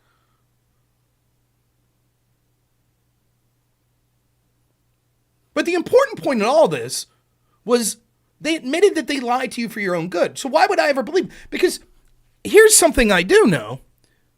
I, the individual, matter less to Dr. Fauci and Dr. Birx than Dr. Fauci and Dr. Birx and rich donors. In other words, if Dr. Fauci sets policy on COVID, and Dr. Fauci could create a policy that will fuck me over but benefit him, I wonder if he would do it. Now, if it benefits both of us, so be it. But just say hypothetically a medication came out and there were very limited supplies, but it was life-saving to COVID. And me and my wife both got COVID in December of 2020. My wife was 9 months pregnant. And let's say Fauci was like, if we give all this medication out like equally, then there's a solid chance that the wealthy people that support me won't get it. Or we could say the shit doesn't work. Which one do you think they'd do? They already told you with the masks. Remember the CDC slideshow that we talked about a lot, their PowerPoint? They took 3 groups of people. People in the medical field, essential workers, and elderly populations. And they said, we think vaccine, it doesn't matter if you agree with this or not. This was their argument. CDC said, we think vaccines will be life-saving. But how do we roll them out to people to do the best amount of good, to save the most amount of lives? And they said, clearly the medical professionals get them first. That makes sense to me, because they're going to be directly in the line of COVID, most likely to contract it because of that. Makes sense. You know, you don't send the doctor out there and say, tough shit, buddy, you're going to die. You say, we're going to give you the best protection we can because you're helping other people. Got it. Makes sense. Then the question was, who do we give the next vaccines to? Do we give them to working people or do we give them to elderly people? And based on the metrics that they outlined, more people would be saved if we gave them to elderly people. But that wasn't what their recommendation was. Does anyone remember this? What's this have to do with the bridge? You'll see.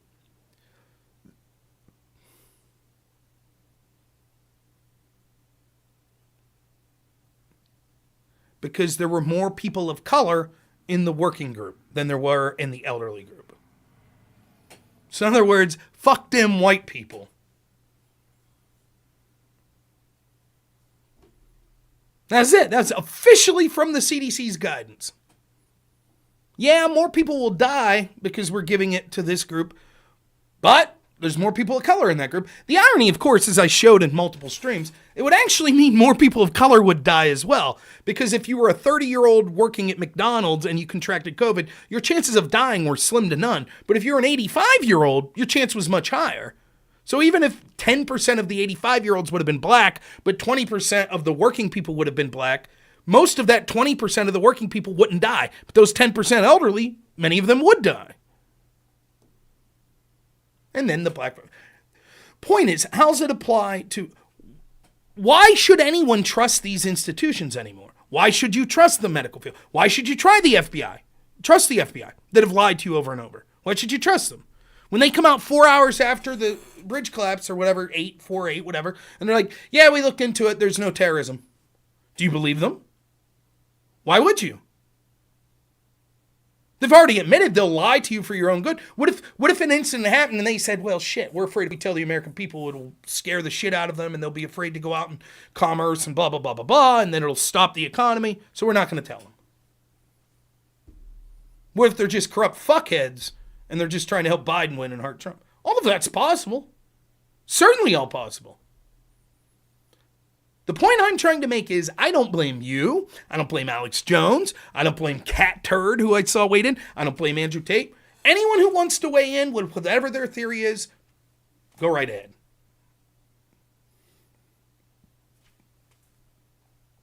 It's not their fault that they don't trust the official line. It's the FBI's fault. It's the media's fault. It's the government's fault. It's these institutions' fault. When they lie to you over and over again and show that they hold you in contempt, why would you trust them? That doesn't mean they're lying, but why are you going to trust them on face value? Now, personally, I believe it was most likely an accident.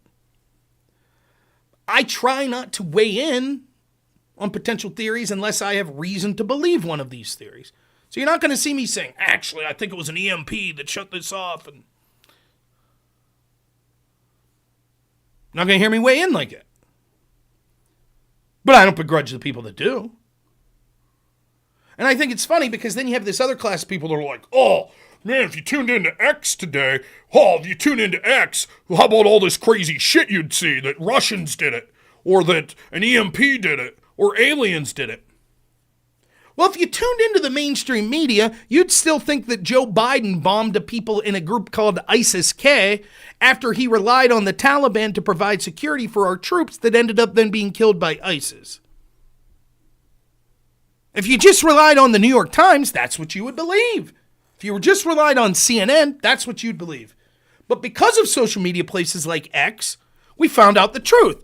No, Joe Biden bombed a bunch of fucking innocent children of an interpreter that was helping the United States, and then tried to pass it off like he was a tough guy and bombed this group called ISIS-K that none of us had heard of until that week. So everyone on their high horse, oh my God, look at all these absurd stories coming out. None of them are as harmful as the shit that's peddled by our official government sources on a regular basis. So yeah, if Alex Jones wants to go out there and say gay frogs did it, I don't give a shit. I'll listen or I won't. It's not what I believe. More power to you. You're right. It's a shame that people no longer trust the FBI, but it's not Alex Jones' fault. It's the fucking FBI's fault.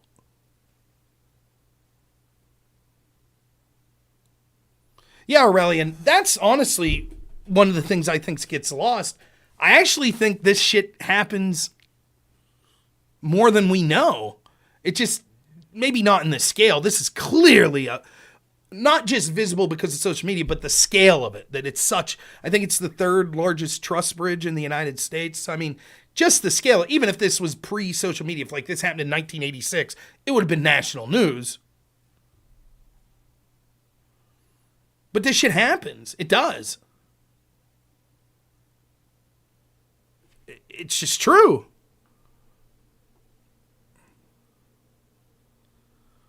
So I guess the point I'm trying to make is, until I'm open to hearing people give their theories, to me it seems like it was probably an accident. It seems like the most likely scenario. Doesn't mean it couldn't have been something else. That gets me to part 2. I think that people make the mistake of thinking everything is and I hate to even use this term, a conspiracy theory, right? If there's a tornado, it can never be just because there was a tornado. It had to be because the fossil fuel industry knew that the tornado was likely but kept drilling and pumping out gas. Or it had to be because the U.S. military used HAARP on the ionosphere to intentionally cause a tornado. No, sometimes the tornado just happens. Sometimes the mass shooter is just a fucking lunatic.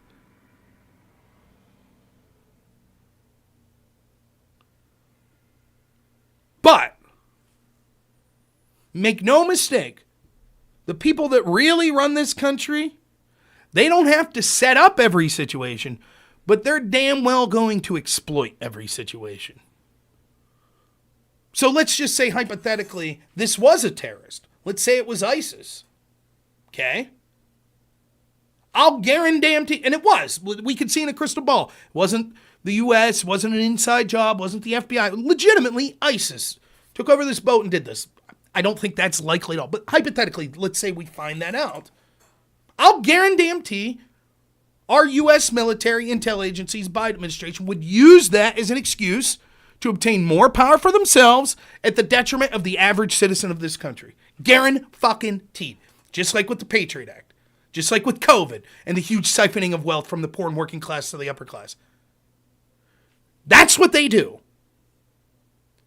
So for me, although it is important to try to get the official story, even if it was just an accident, I mean, my God, we would like to make sure that these sort of things are as limited as possible. So are there things we could do? One of the things I saw people suggest is there was another time this happened years ago, and what they did, the way they rebuilt that bridge was they put like where the braces of the bridge are, they put like huge platforms in the water around them, like cement platforms. Then if a ship hits, it would hit that cement instead of like the truss or the brace of the, and it would hopefully prevent it, you know.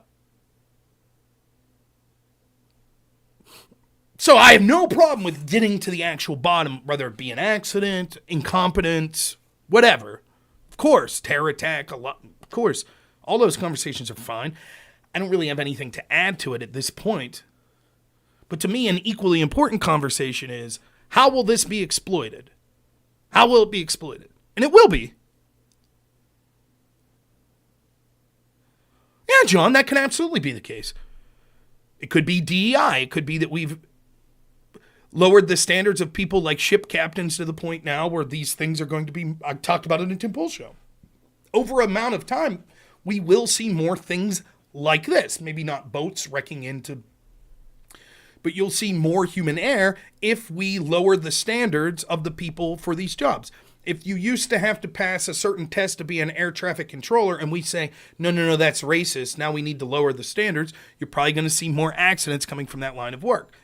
If we had firefighters that had to meet certain standards and we lower those standards, you're probably going to see more people die in fires as firemen are less capable on average. That doesn't mean that any situation, that person died in a fire, it must be because of DEI or incompetence in that fire department. Not necessarily, but over an extended period of time, you will see those things play out. I don't know that that's what's going on here, though. I'm not saying that. For example, let's say we could get in a time machine and we go back in time and we stop the woke DEI shit from ever occurring. In fact, we go the opposite direction. We say we're going to train people even harder and we're going to make the standards even harder. Even in that world, you would see human error. You would see a shipwreck. You would. So,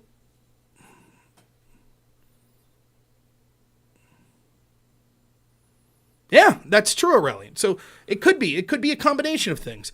It could be that systems malfunctioned legitimately and there was nothing that the crew could have done, but maybe there were emergency things the crew could have done to avoid the worst case scenario that they weren't trained to deal with. So that would kind of blame both human error to some degree, but also a mechanical failure. Maybe the mechanical failure was because the standards of the people working on the ships aren't as high as they once were. And, companies have become lax in upkeep and the safety equipment on their ships. Maybe that's the case. Maybe it's nothing to do with that. Maybe this particular shipping company has remarkably high standards and the captain and his crew is eminently qualified. I don't know. But I do know that this will be exploited. That I know. That's without a doubt. Yeah, well, I didn't see that, but that's the type of shit you'll see. This is Trump's fault because he rolled back regulations. This is why. See, this is why regulations are so important. This is why the infrastructure. See, this is why the spending bill was so important.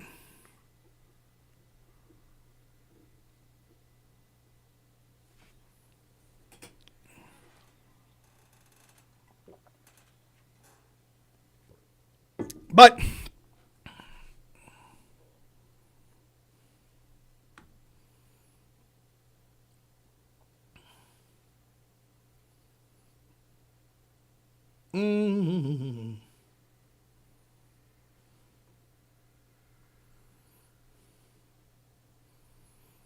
if Wick was on, I was going to go yell at him. No one fun's ever on. Who's on the Crucibles channel? No one.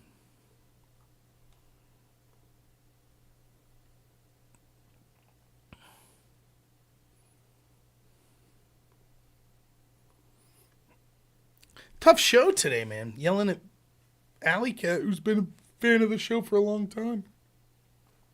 I don't know. Maybe I should chill out with that shit, but that's a topic that...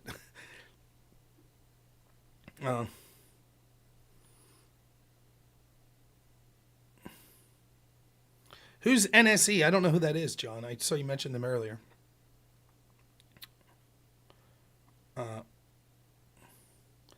NSE, no. I don't know. I can't even... Oh, not so erudite. Want me to jump on with erudite and critique the debate?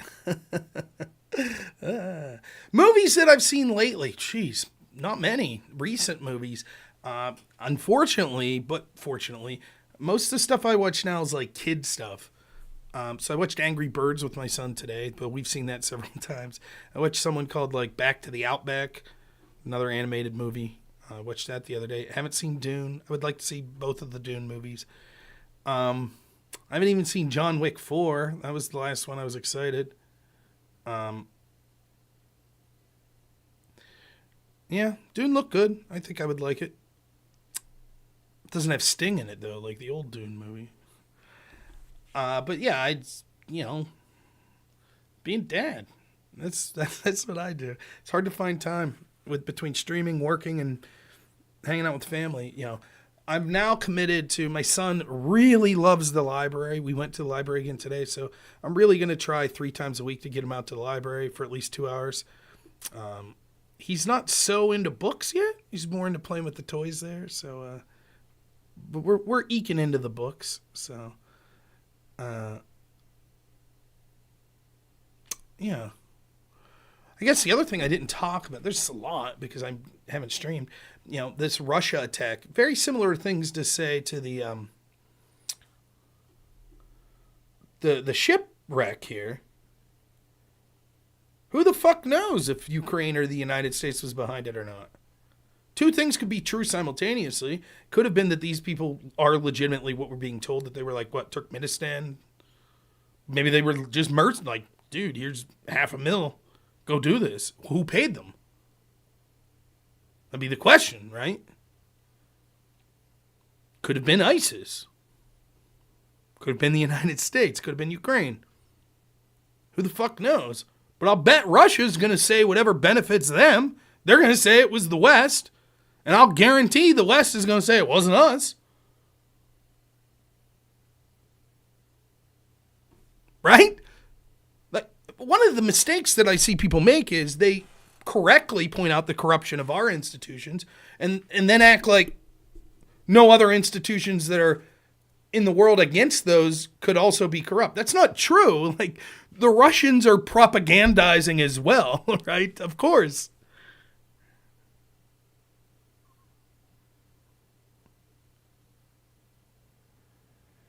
But do you believe the United States when their denials? Do you believe them when they said we didn't do Nord Stream? You believe it wasn't the West?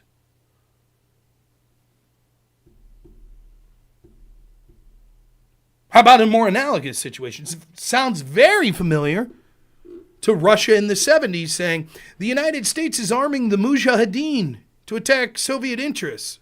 Remember that? And the United States said, that's outrageous. It's preposterous. We'd never do that. But we were. That's exactly what happened. Decades later, we found out. So can you blame Russians if that's what they believe?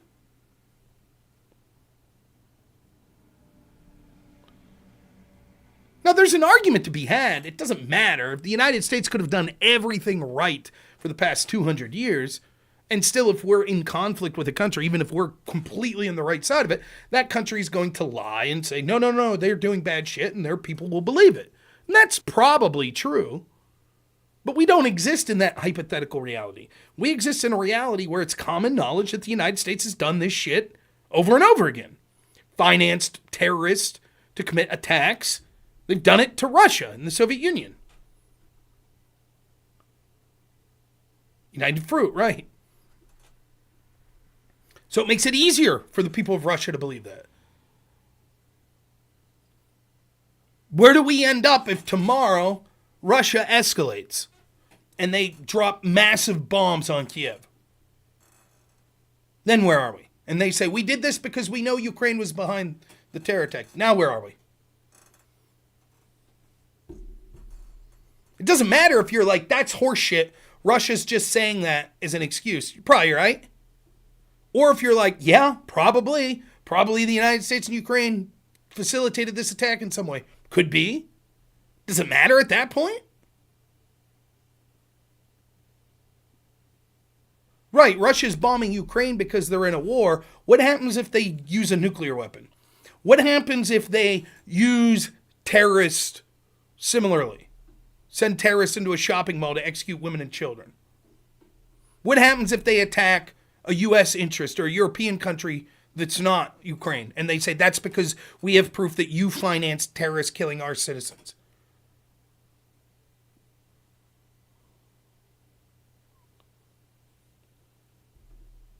Does the truth matter at that point? We'll never know. We'll never know the truth. It's just going to be, who do you trust? I trust neither. There is a truth. Of course, Russia's already saying Ukraine and the West did it. Already. Right, then we'll get more involved. This was always the predictable outcome. I couldn't tell you it'd be the bombing of that dam, or the bombing of the Nord Stream, or terrorist attack in Russia. I couldn't tell you that specific. I claim I'm not an expert. But the longer the war rages on, the chance for it escalating and bringing in more and more groups of people exponentially increases. What's the scenario for this war ending? How many times have I said it? Russia, is there a scenario where Russia goes, gee whiz, we lost, we're just going to go home? No, it's not going to happen. Both sides are going to have to feel like they got something. So what's that going to be? Why not push for that earlier?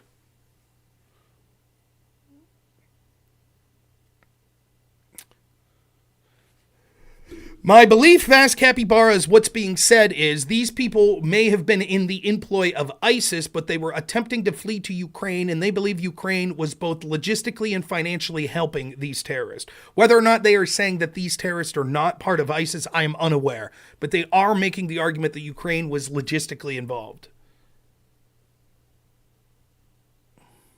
Is my belief. Isn't that what people have seen? I don't recall them blatantly saying, no, it wasn't ISIS.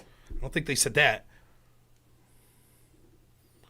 But ultimately, I can guarantee you Russia's going to say, because it's to their interest to do so, they're going to say it was Ukraine or it was a Western country. That's what they're going to say. They could be right, but even if they're wrong, that's what they're going to say. And the West is going to say it wasn't us. It was an act of terrorism, but we didn't have anything to do with it. And they might be right, but that's what they're going to say either way, even if they're wrong.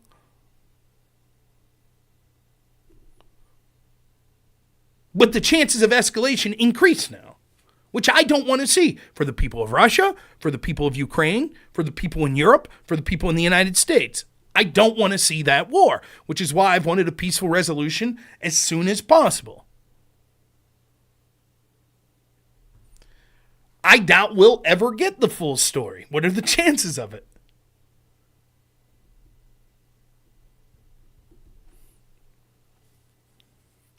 But no one thinks about this shit when they have their Ukrainian flags up. Yeah, keep sending. Remember that debate I did last week? Remember that guy who said, I'm glad Russia invaded. Pro-Ukrainian guy. I'm glad they invaded so we could kick their ass now. Right. See, here's the difference between me and that type of person. I'm a fat sack of shit. I never served in the military. I had friends that did, but I never went. I had asthma. I was lazy. It's truth. Right? I've never seen the hells of war. I've never seen a friend of mine get shot. I live in a very low crime area. So it would be easy for me to be naive and rah. I'm not. I know so little, but one of the things I know is I don't want to fucking see the hells of war. And I don't want anyone, if it was up to me, to see it. I'm not so callous is to say, yeah, I'm glad Russia invaded. Fuck them, let them kill each other. It's grotesque. It's horrific. I do not live in a large city. Quite the opposite. I'm not saying there's not crime around here, but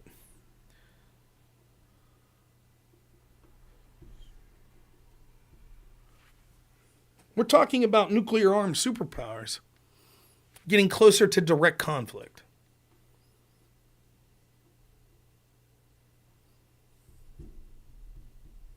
And people treat it like it's a fucking game. None of it makes sense. And everyone has an agenda to lie about it.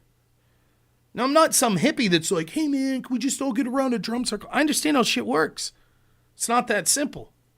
But at least I'm trying. At least I'm out there saying, like, look, we should be pushing. We should not be financing either side of these conflicts, both Israel, Ukraine.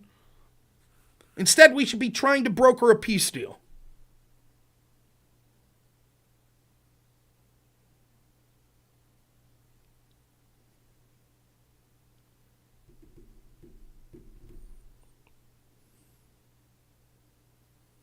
That's true, Cavian. They have been fun. Absolutely. I talked about this again, and it's so ironic, I think Dylan Burns is someone who has a big heart. I think he legitimately cares about the people he's met in Ukraine and spent time with, and he's met people that he's interviewed that have died in that conflict. I don't think he's so callous that he doesn't care about them. That guy in that debate the other day he didn't give a shit about those people, but Dylan cares about those people. And yet, prior to Russia invading in 2020, when I debated Dylan and we talked about Syria and the United States attacking Assad, and I said, don't you think that'll piss Russia off? I don't care. Why not? Who cares? Okay.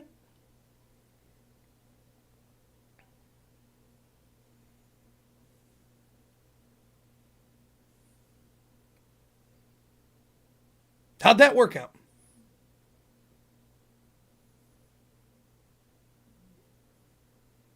What's up, Thomas?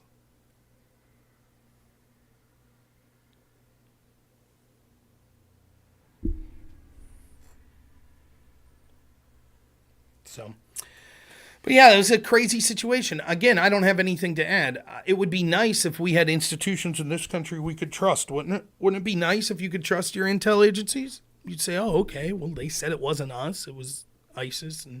But we don't. We don't have those. What institution in this country do you trust? Trust the media? You trust the Biden administration? They're supposed to. You trust the intel agencies? Trust the FBI? You trust the CDC, the World Health Organization? You trust them? Who is it? Give me the institution that you trust.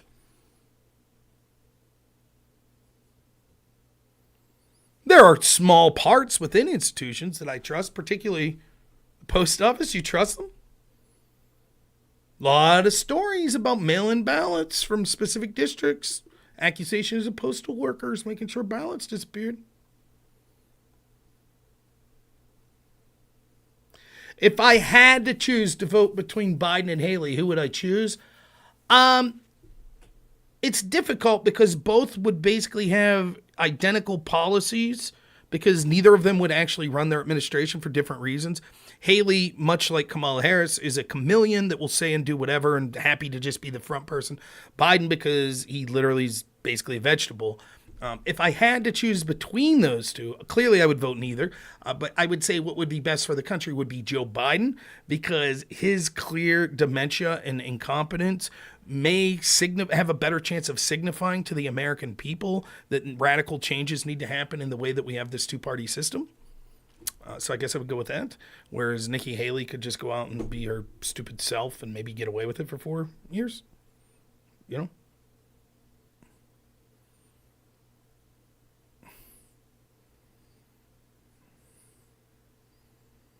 If it were us behind the attacks, would I want to know? Yeah. I want all corruption. It's not us. It's not you. It's not me. Our FBI and our CIA is not us. They operate with impunity and run the show in this country against my will. Okay, what's the difference? What does wealth achieve? Power. Money is just a tool to get power. That's all it is. Oh my God, who am I picked DeSantis. I like DeSantis a lot. I would have picked DeSantis over Trump. So clearly I would vote DeSantis over Newsom. What's the ship full of ballots? What's up, Webmaster? No, I like it.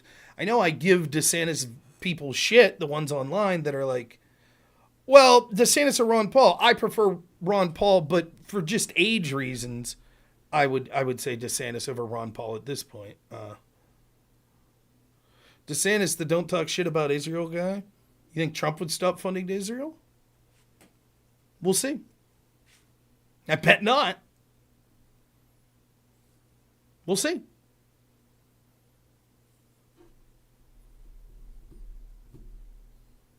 Look, I get it. I get the Trump people and DeSantis people at this point don't like each other. I have one issue. Who's going to get rid of the FBI? Who's going to stop the corruption? What did Trump say he would do?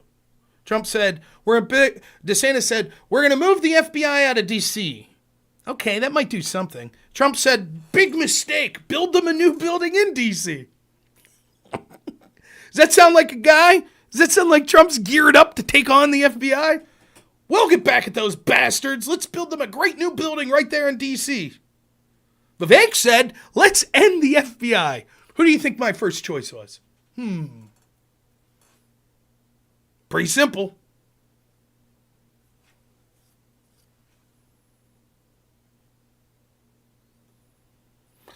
Trump wins, Dems will take Congress. Yeah, that'd be a shame. If Dems take Congress, next thing you know, we'll get $1.2 trillion bill. Oh, wait. By the way, which party's in charge of Congress?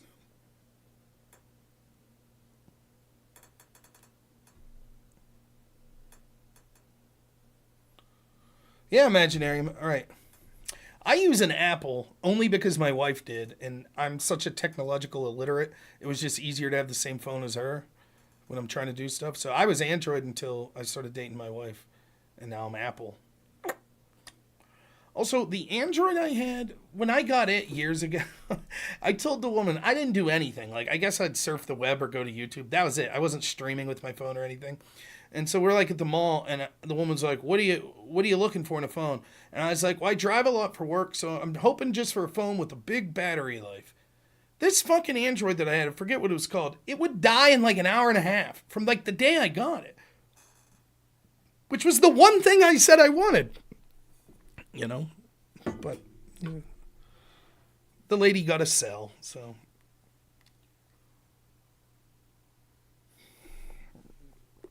I don't know.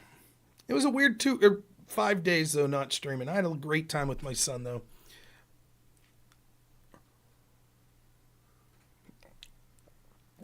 Then I shouldn't be using either. If Android's for smart people and Apple's for cool people, what's that leave for losers, like old timers? What they used to call that? The jitterbug phone with the big buttons? That's what I should have.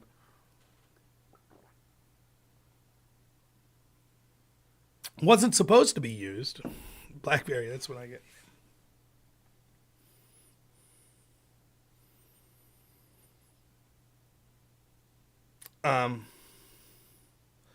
My thoughts on Diddy. I'll be honest, I didn't follow much of it. In general, I'll say this. There's certainly, like, my wife was telling me about this Nickelodeon documentary she's watching that's pretty bad, apparently. About, like, shit that was going on with all these, like, cast members of all that and Drake and Bell and shit. Yeah, I mean, the occult influences and sexual deviancy in our entertainment industry is absolutely true. It's hard to pinpoint and say, yes, this guy did it, no, this guy didn't, etc. But are the stories you're hearing about Diddy within the realm of possibility? Yeah. It seems like his home's getting raided. Why? That's the first question that comes to my mind. So I hear he's being called like the Epstein of like the rap world. Okay. Well, there's a reason that the FBI let Epstein off the hook as long as he did. Because he was useful to them. Because he was connected. Was probably running honeypot schemes and then blackmails for the FBI. For Mossad. Was Diddy not doing that? Was Diddy just on his own? If the allegations are true, was he just molesting people on his own? Or was there sort of a group of people that have lost their influence in DC? So now this is what happened. Maybe they're no longer playing ball. So, okay. Then you go to jail because we got the dirt on you. Or maybe whistleblowers were going to come out and now their hands are tied and they have no choice but to move. But the case that always reminds me anytime I hear shit like this is the case of Jimmy Savile. Jimmy Savile was a child's entertainer in the UK, and there were rumors. Oh, yeah, I am doing Jim Bob's panel Friday night. Totally forgot about it until you mentioned it. Yep, I'll be there. Who's the other guest, Zen? Do you know? I know he was trying to get Dave Smith and Anomaly, but I don't know if he was able to get them. But I don't, see, Aurelian's talking about the specifics of the Diddy shit. I didn't follow up on it. He just said he was trying to get them Aftershock. I don't know if he did or not. But, the Jimmy Savile case, it was like, as soon as he died, everyone's like, oh yeah, by the way, he was molested hundreds of children and like had all these connections to British politicians. Of course, no one goes down. It's like your name's shit once you die, but you weren't held accountable during his life. And I guess the reason I always think of that case when you hear shit like this or Epstein's like, how many people know? Yeah, there are monsters out there. There are powerful people that are running sex trafficking rings, which is heinous on its own. But then with children, it takes it to a new level. But how many people know?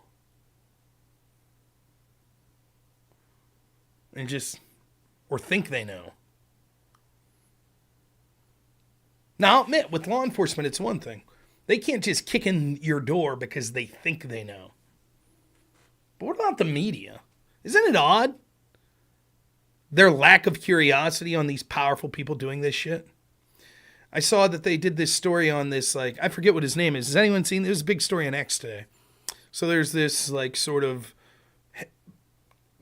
podcaster who's like a doctor who's been giving people, it seems like, real good, like, health advice. And so the New York Magazine did this hit piece on him. And basically it's tantamount to, like, he's had a bunch of girlfriends. Okay. He really likes his dog. Okay.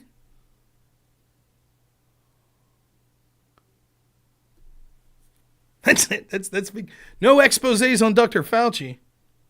Yeah, that's right. Jimmy was knighted by the late Queen. Well, and then you have Prince Andrew being connected to Epstein. I've heard his name's being thrown around with Diddy. I don't know if that's true or not. Huberman. Yeah, sure take. Sounds like a cool guy. He's not a physician. Who gives a shit? If the media hates him, he's pretty all right.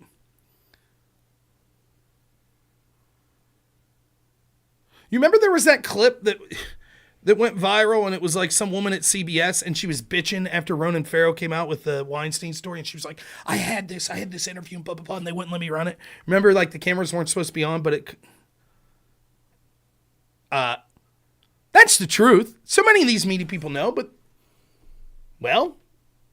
The advertisers don't want them to do those stories. Why? Maybe some of the people in those advertisers' companies have connections to people that are involved. Thanks, Zoom. See, look, I just streamed for 2.5 hours, and Zudum came in and said everything I said in 2.5 hours in one sentence. Yes, Republicans garbage. Well, it's not just laziness.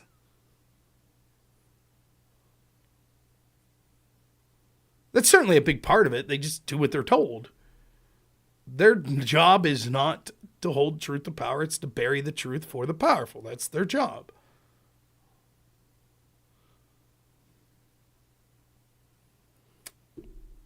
So, I don't know. Like, what do you think when you hear a story like this with Diddy? I mean, part of you is like, I hope it's not true. I hope it's a misunderstanding. Or he did something terrible, but it's not that. Maybe he assaulted his girlfriend or a couple other ladies, which is terrible. Don't get me wrong. But maybe then story spun out of control and he's not really a child sex trafficker. But if it did happen, you hope they hold him accountable.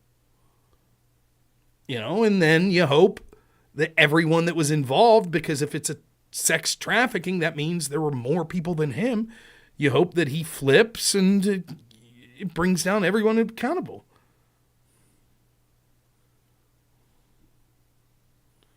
Why do I think they keep hitting Trump with gag orders when it makes Trump look like a victim? Because they're drunk with power. they still don't get it, right? When you're a hammer, everything's a nail. Trump is evil. Trump is Hitler. You're a judge. You have the ability to stop Hitler. You'll be a hero. In all of the champagne parties you go to, you'll be Judge Erdogan, for example, is made for life. The Robert De Niro's and the Sean Penns of the world will be inviting him to parties till his end of days. He's made. Totally made. Gag order. Fuck it. Do whatever you can to him. Made in the shade. Letitia James, made. Rest of her life. Kevin Kleinsmith, remember? He was the FBI lawyer that changed the FISA warrant illegally to spy on Trump's team. Got what? Like a fine. Lost his license to practice law for like what? A year? He's back in business, baby. Hero. They think it'll work. They think the gag order will work. It may. Their media will spin it. For example, I saw, who did I see? Someone on CNN or MSNBC, they were flipping out when they reduced Trump's penalty to $177 million. This is a separate standard for Donald Trump. My God, who even cares anymore? And blah, blah, blah, blah. It's like they literally invert the truth. You're right. It is a separate standard for Trump. Show me one time a legal case like this ever proceeding forward where the bank was happy, got all their money, there's no victim, and the fine was $500 million. Show me. Anything close. Even CNN had to admit from an article like last week, yeah, okay, we've never seen this before. And yet they don't decry that double standard or this unique issuance of law. When a judge rolls some of it back, that's the problem.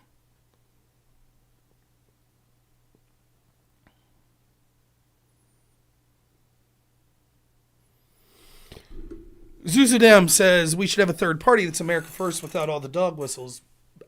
I don't disagree, but how would it work? The system's set up to basically be two-party.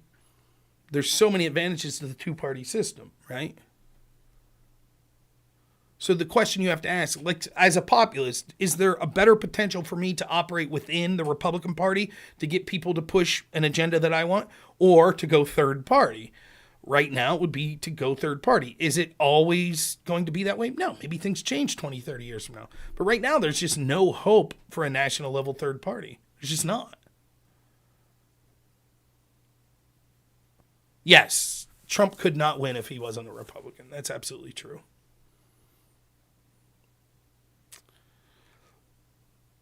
He'd do better than any third party has in my lifetime. He'd probably surpass Ross Perot, but he wouldn't win. He has a far better chance of winning as a Republican as he does. Because think about it. Who are the Trump supporters that aren't going to vote for Trump because he's a Republican? Whig Party, yeah. Hardly any. But there are certainly a lot of people that are just check the R. Vote Republican straight down the line. There are a lot of those.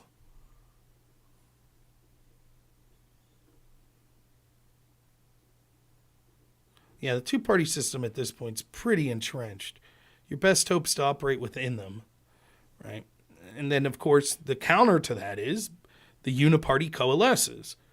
So now you see Ken Buck drops out, and you see all these Republicans dropping out. So what was a Republican majority, and now they're intentionally dropping out after the deadline so that you don't get an automatic Republican to fill the slot.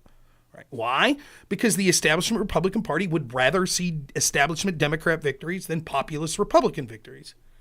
They'll fight within their own party.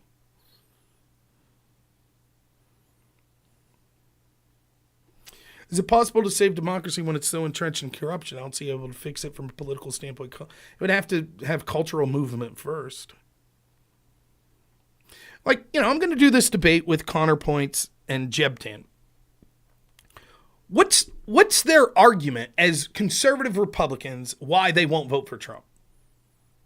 Basically, I don't know what their argument's going to be. Is it going to be we're going to vote for Biden, or is it going to be we just will vote third party, or we won't fill out?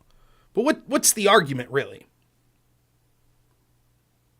Well, I could read you some of this. I saw counterpoints. I saw him arguing with Surian. I was going to save this for the debate. But I'll tell you some of the things he says. Maybe.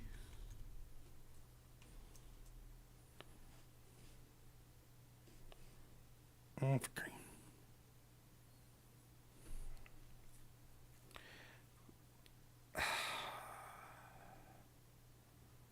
Yeah, that's not right.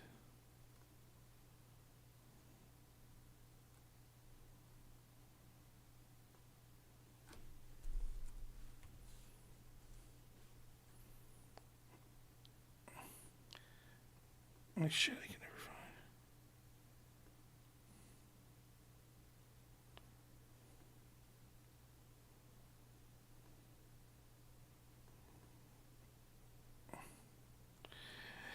All right, now I gotta.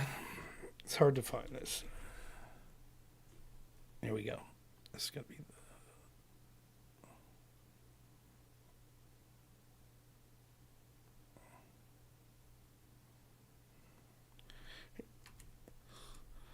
Surian, friend of the show, says. All right. Oh, here we go. We'll just start at the top here.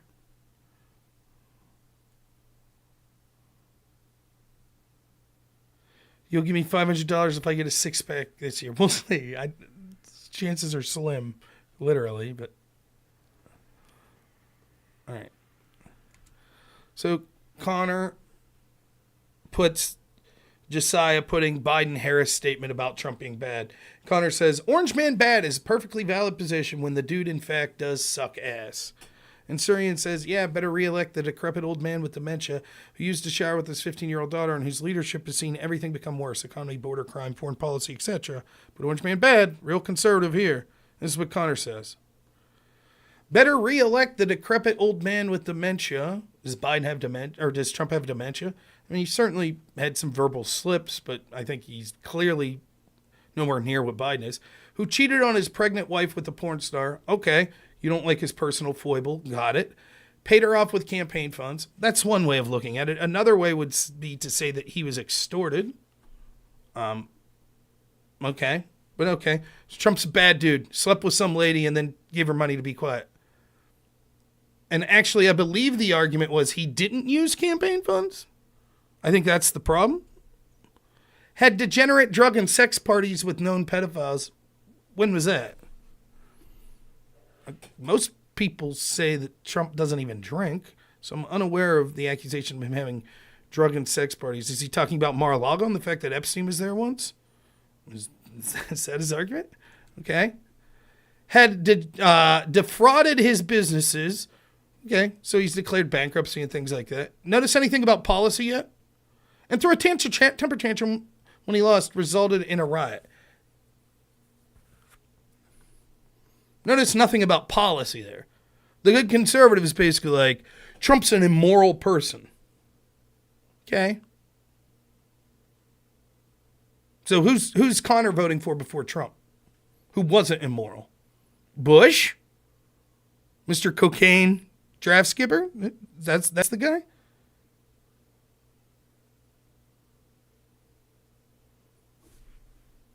If your argument's just like, I'm a Christian and I find the fact that Trump cheated on his wife to be unacceptable, I can't vote for him. Fine. That's fine. You're making a terrible decision as far as I'm concerned.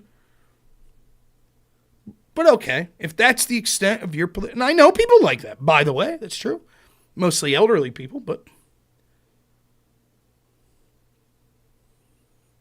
So you can support Biden? Or neither. Is that your... That's what they'll say, by the way. They'll have to say neither. We'll see. I'll work for the Democrat group to help Democrats win. But personally, I won't vote for Biden. I'll just vote for neither him nor Trump. But I'm a Republican and conservative. Nikki Haley.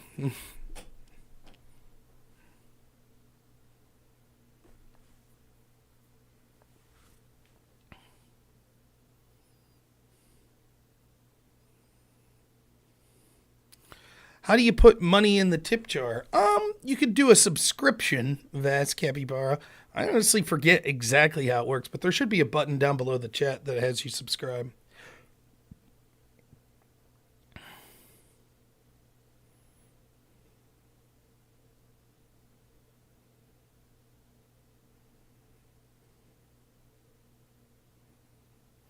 Yeah, I mean, what I find unique, and again, I hate to do this because I will debate Connor on, I think it's coming up, as long as he's agreed to do the debate. We'll talk about this. But what blows my mind is, I don't know what Jeb Tan's position is. Connor's focused on like, oh my God, Trump wouldn't concede the election in January 6th and blah, blah, blah. But Connor also believes that the FBI is actively covering up for crimes of Joe Biden and actively went after Trump as hard as possible. Now, for me, if you believe that, I don't understand how you couldn't do everything possible to ensure that that party doesn't maintain control. Once you think the guy that's in office right now also acted with corruption, but the FBI is working as his private tool to cover up his crimes and to go after his opponent, I think I'll sit this one out.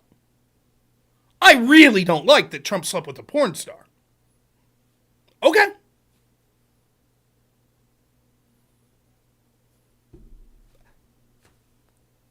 What do you say to that?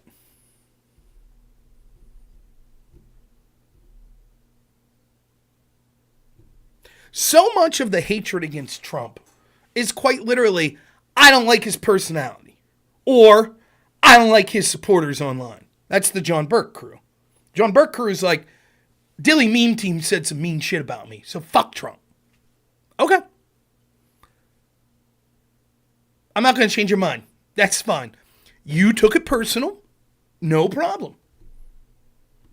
If we end up in World War III, or if you get your channel booted off online because Biden's team has a disinformation panel that says the conservative values you talk about are disinformation, and so you lose your online presence, I don't want to hear you complain.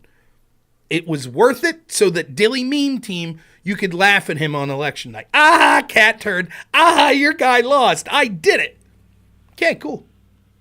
And that's fine. Here's the thing, right? The real truth of the matter is, you could vote for whatever the fuck reason you want. And maybe you end up accidentally voting right. And by right, I mean correctly. Maybe the guy you pick for a dumbass reason is the right guy for the job. Like, I remember one year we filled out March Madness brackets, me and my wife. And my wife, like, I can't even remember what it was. She was like, she picked the winners based on, like, height of mascot, and she crushed me. It was a completely nonsensical reason to pick teams. But she picked the right teams, at least vis-a-vis me. Did pretty good. She probably did, like, average. I did terrible. So she beat me. You know, if John Burke's like, I don't like Dilly Meme Team, and I don't like Cat Turd, and I don't like Laura Loomer, okay. I've pretty much said all I can to him. That's your choice.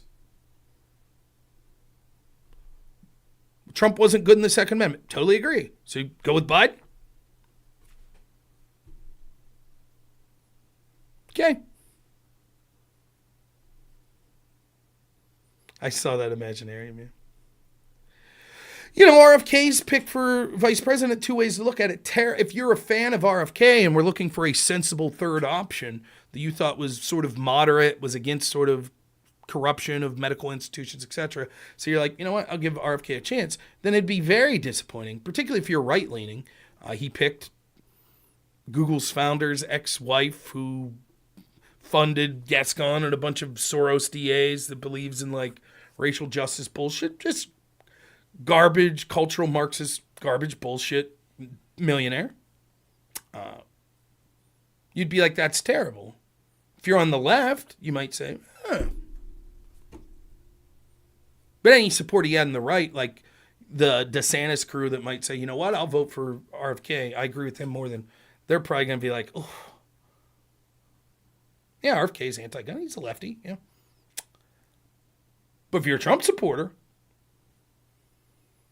maybe a lot of people that were willing to vote for RFK over Trump are going to say, nah, nope, he hasn't changed.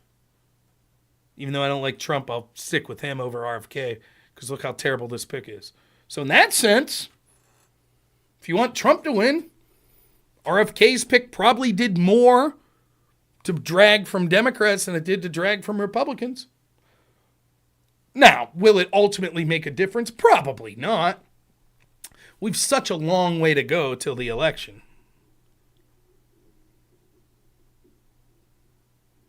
Right. I know Connor's argument is that Trump, the FBI that's corrupt and that's covering up for Biden, and that he'll admit legally spied on Trump, etc. Trump's a threat. He's a tyrannical threat. So better to leave the status quo with the tyrannical FBI that literally is stealing the country, because Trump said some mean shit on January 6th. Yeah, I know, John. Well, you can't hear me now. 10 minutes from now, you'll hear me say, yeah, I know.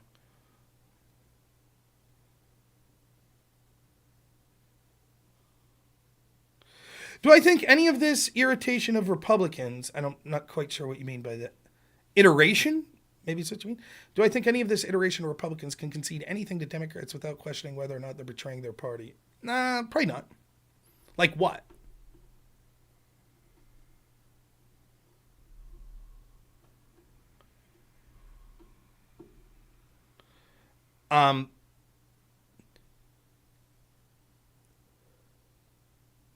Who's accusing them?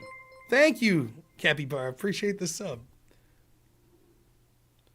So let's follow through with this, Zuza. So you're like, there are people in the Republican Party that are like, you have to agree with 100% of what I agree.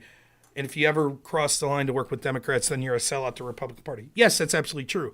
But the people that say that absolutely have a reason to say that. And that is because the vast majority of the Republican Party are sellouts to the Democratic Party, right? So it'd be like this. It'd be like you have a girlfriend, and every time you go to work, she cheats on you, right? Every time. Every time you go to work. 40 days in a row. You go to work, she cheats. Go to work, she cheats. Go to work, she cheats, right? Then you come home one day, and she's like, yeah, I went over to that dude I'm sleeping with all the time. Went over to his house and helped clean his house. But I didn't sleep with him this time. You'd probably be like, I don't want you doing that. That's fucking bullshit. And then she would be like, how dare you? I can't even help someone out without these accusations. Right, that's the problem. For example, the fiscal conservative party just voted for a $1.2 trillion bill that gives Democrats every single thing they wanted.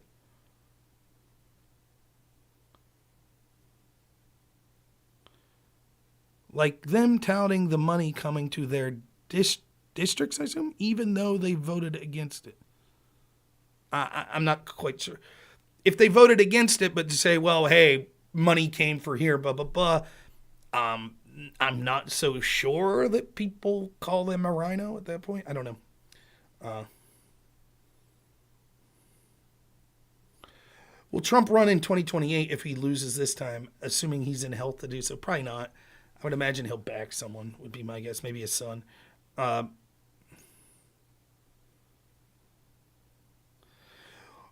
Trump's putting all their money into Trump 2024. If Trump loses, I don't see Republican Party recovering for a long time. Maybe.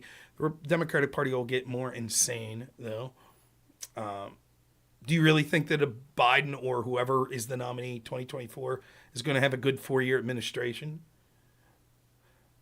If Trump loses, which is likely to happen, there will be a civil war in the Republican Party, and it will be, you'll see the old guard Paul Ryan group, the Mitch McConnell group, that'll try to get a Jeb Bush, Nikki Haley type person at the head of the party. That person will not have the votes to win because populist Republicans like me will say, fuck you, I'm out, which is exactly what will happen. And then you'll see sort of your J.D. Vances, your Viveks, that'll be the Trump wing of the party. And there will be sort of a fight around them. The question is, can there be someone like a Ron DeSantis that tries to thread that needle going forward? I don't know.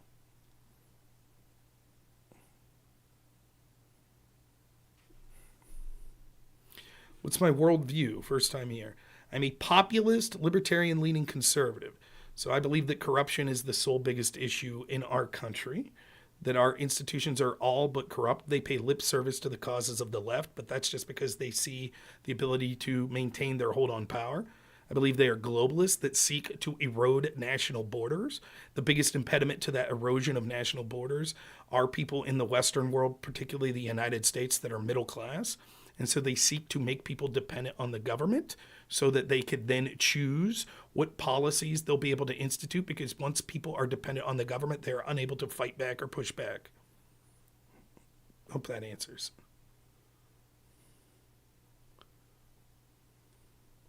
Yeah, I don't know, Mix-a-Lot. There seems to be a lot of that. Like, once Trump's out, I think that for me, the ideal would have been Trump to not run in 2024 and instead act as a kingmaker, picking someone like Vivek or DeSantis. I think that would have been the ideal position to go. It would have led to the best chance, as far as I'm concerned. However, like the idea that once Trump goes, that all of a sudden everyone's just going to be like, well, Nikki Haley, I guess we'll go with Chris Christie. Like, they're going to try to do what the Democrats did. Now, the Democrats never lost their party. The establishment kept control of the Democratic Party, right? But they did see a threat with Bernie Sanders. So what did they do? They put out politicians that talked like Bernie Sanders, but were reliably establishment, like Elizabeth Warren. So all of a sudden, Elizabeth Warren, this woman who wrote books on the importance of family and shit, she's out there and she's indistinguishable from Bernie Sanders. All this socialist bullshit. She don't believe any of that shit at all. Just say whatever. Yeah, sure, I'll say this shit. Yeah. And then you hope that your opponents are seen as worse, so then you could continue to be shit. Have I debated Andrew on theism? No. I would consider myself a Christian, so really wouldn't be much to debate on it. But I'm a bad Christian, and I'm not usually inclined to theological debates. I've debated Andrew on gay marriage. I've debated Andrew on reparations. Yeah, right, Andrew Henderson. Like, no one votes for their party at this point. I mean, it's one of the things about Trump that's unique. There are certainly Trump voters to a fault that will vote for Trump no matter what. It wouldn't matter what he says, what he does, because they support Trump. But most of it is, I hate Biden. I hate the Democrats, so I'll vote for Trump. And certainly the Democratic Party is, I hate Trump. That's it. Yes, Elizabeth Warren certainly is establishment. She absolutely is.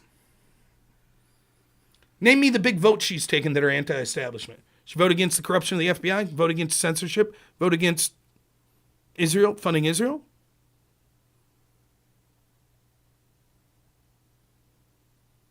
She vote for border security?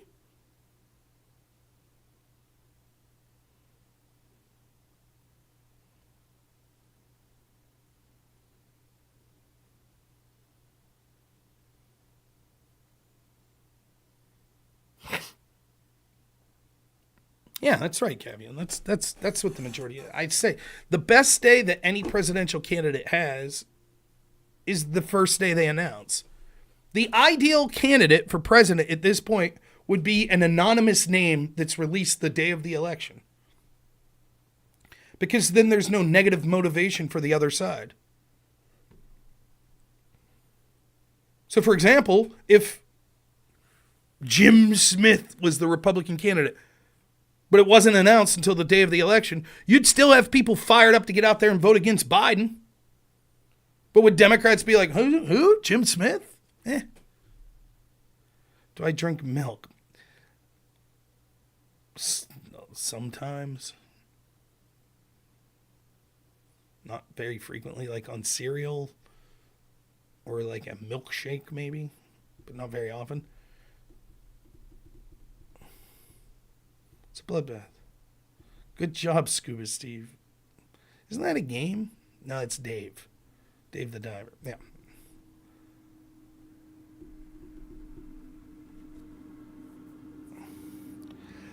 All right, I'm going to wrap it up here. So here's the deal. I may do a debate tomorrow around 6 p.m. on Wick's channel. Oh, see, I told you I'd bring you back, Alley Cat. I see you. I may, but probably what's more likely is I'll be reviewing the Jordan Peterson. It's all times Eastern. I'll be reviewing the Jordan Peterson Destiny debate. Is probably more likely at 8 p.m. around 8 p.m. So between 7 and 8 p.m. Eastern. That is most likely to occur. If that occurs, I'll start streaming on all my platforms. No, I'm not going to watch it first. I'll just go into a blind. But if I will have to end the stream on Twitch before I start. Oh yeah, man. I'm balding, but yeah, I scratch the head all the time. I don't know why. It's just like a tick. Yeah, that's fine, Alley Cat. Yeah. What was I saying? Yeah, I won't be able to stream that debate on Twitch because Destiny's on it. How old am I? I'm 39. My birthday's July 4th. So I'll be big 4-0 in July. I'm not 24, no. Should I invest in Trump Bibles? Are you Christian? What? By the way, does anyone know? Are they NIV? What is the version of the Bible that he has? Call me Pops. Yeah, once I'm 40. You got your Trump sneakers and your Trump Bible. Do they come as a set? Look, it's stupid. King James or NIV or it's got its own. It'd be funny if they translated it into like Trumpism. And Jesus said, "It's gonna be big. It's gonna be huge. Biggest religion ever." That might be worth buying. That'd be all right.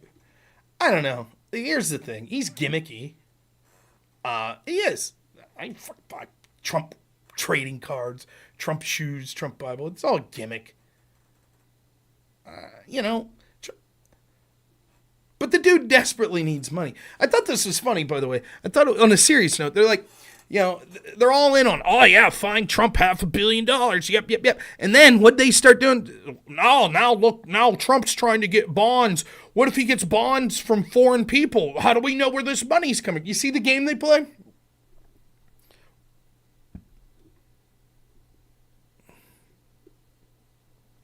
Yeah, I saw that, Alley Cat, that clip. So the truss, the overhangs are short. It's racism's.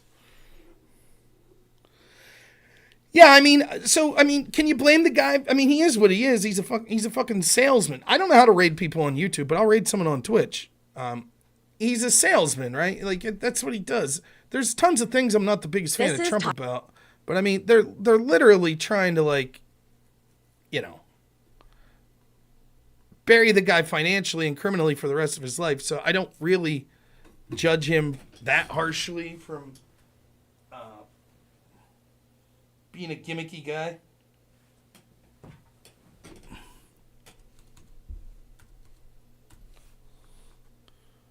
But it's dumb. I ain't can buy no Trump Bible or Trump shoes.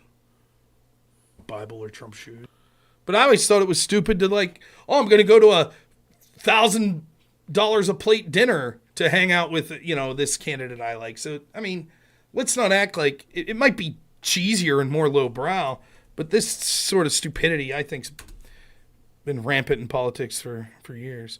All right, we're going to raid my friend Lecture Fan on Twitch. Should be a good deal. So, all right. Yeah, raid Zen. I don't know. There you go. You Trump NFTs. They got you some money. Good job. Worked out for someone. Yeah, lecture's good. So, all right. So either it's around 6 or around 7 to 8 tomorrow Eastern time, you'll see me, and we'll do some debate. Either I'll be debating or reviewing debates. So, thank you so much. Thank you for being here. I know I've been gone for a while doing the dad thing. Look forward to being back again. As always, have a good one.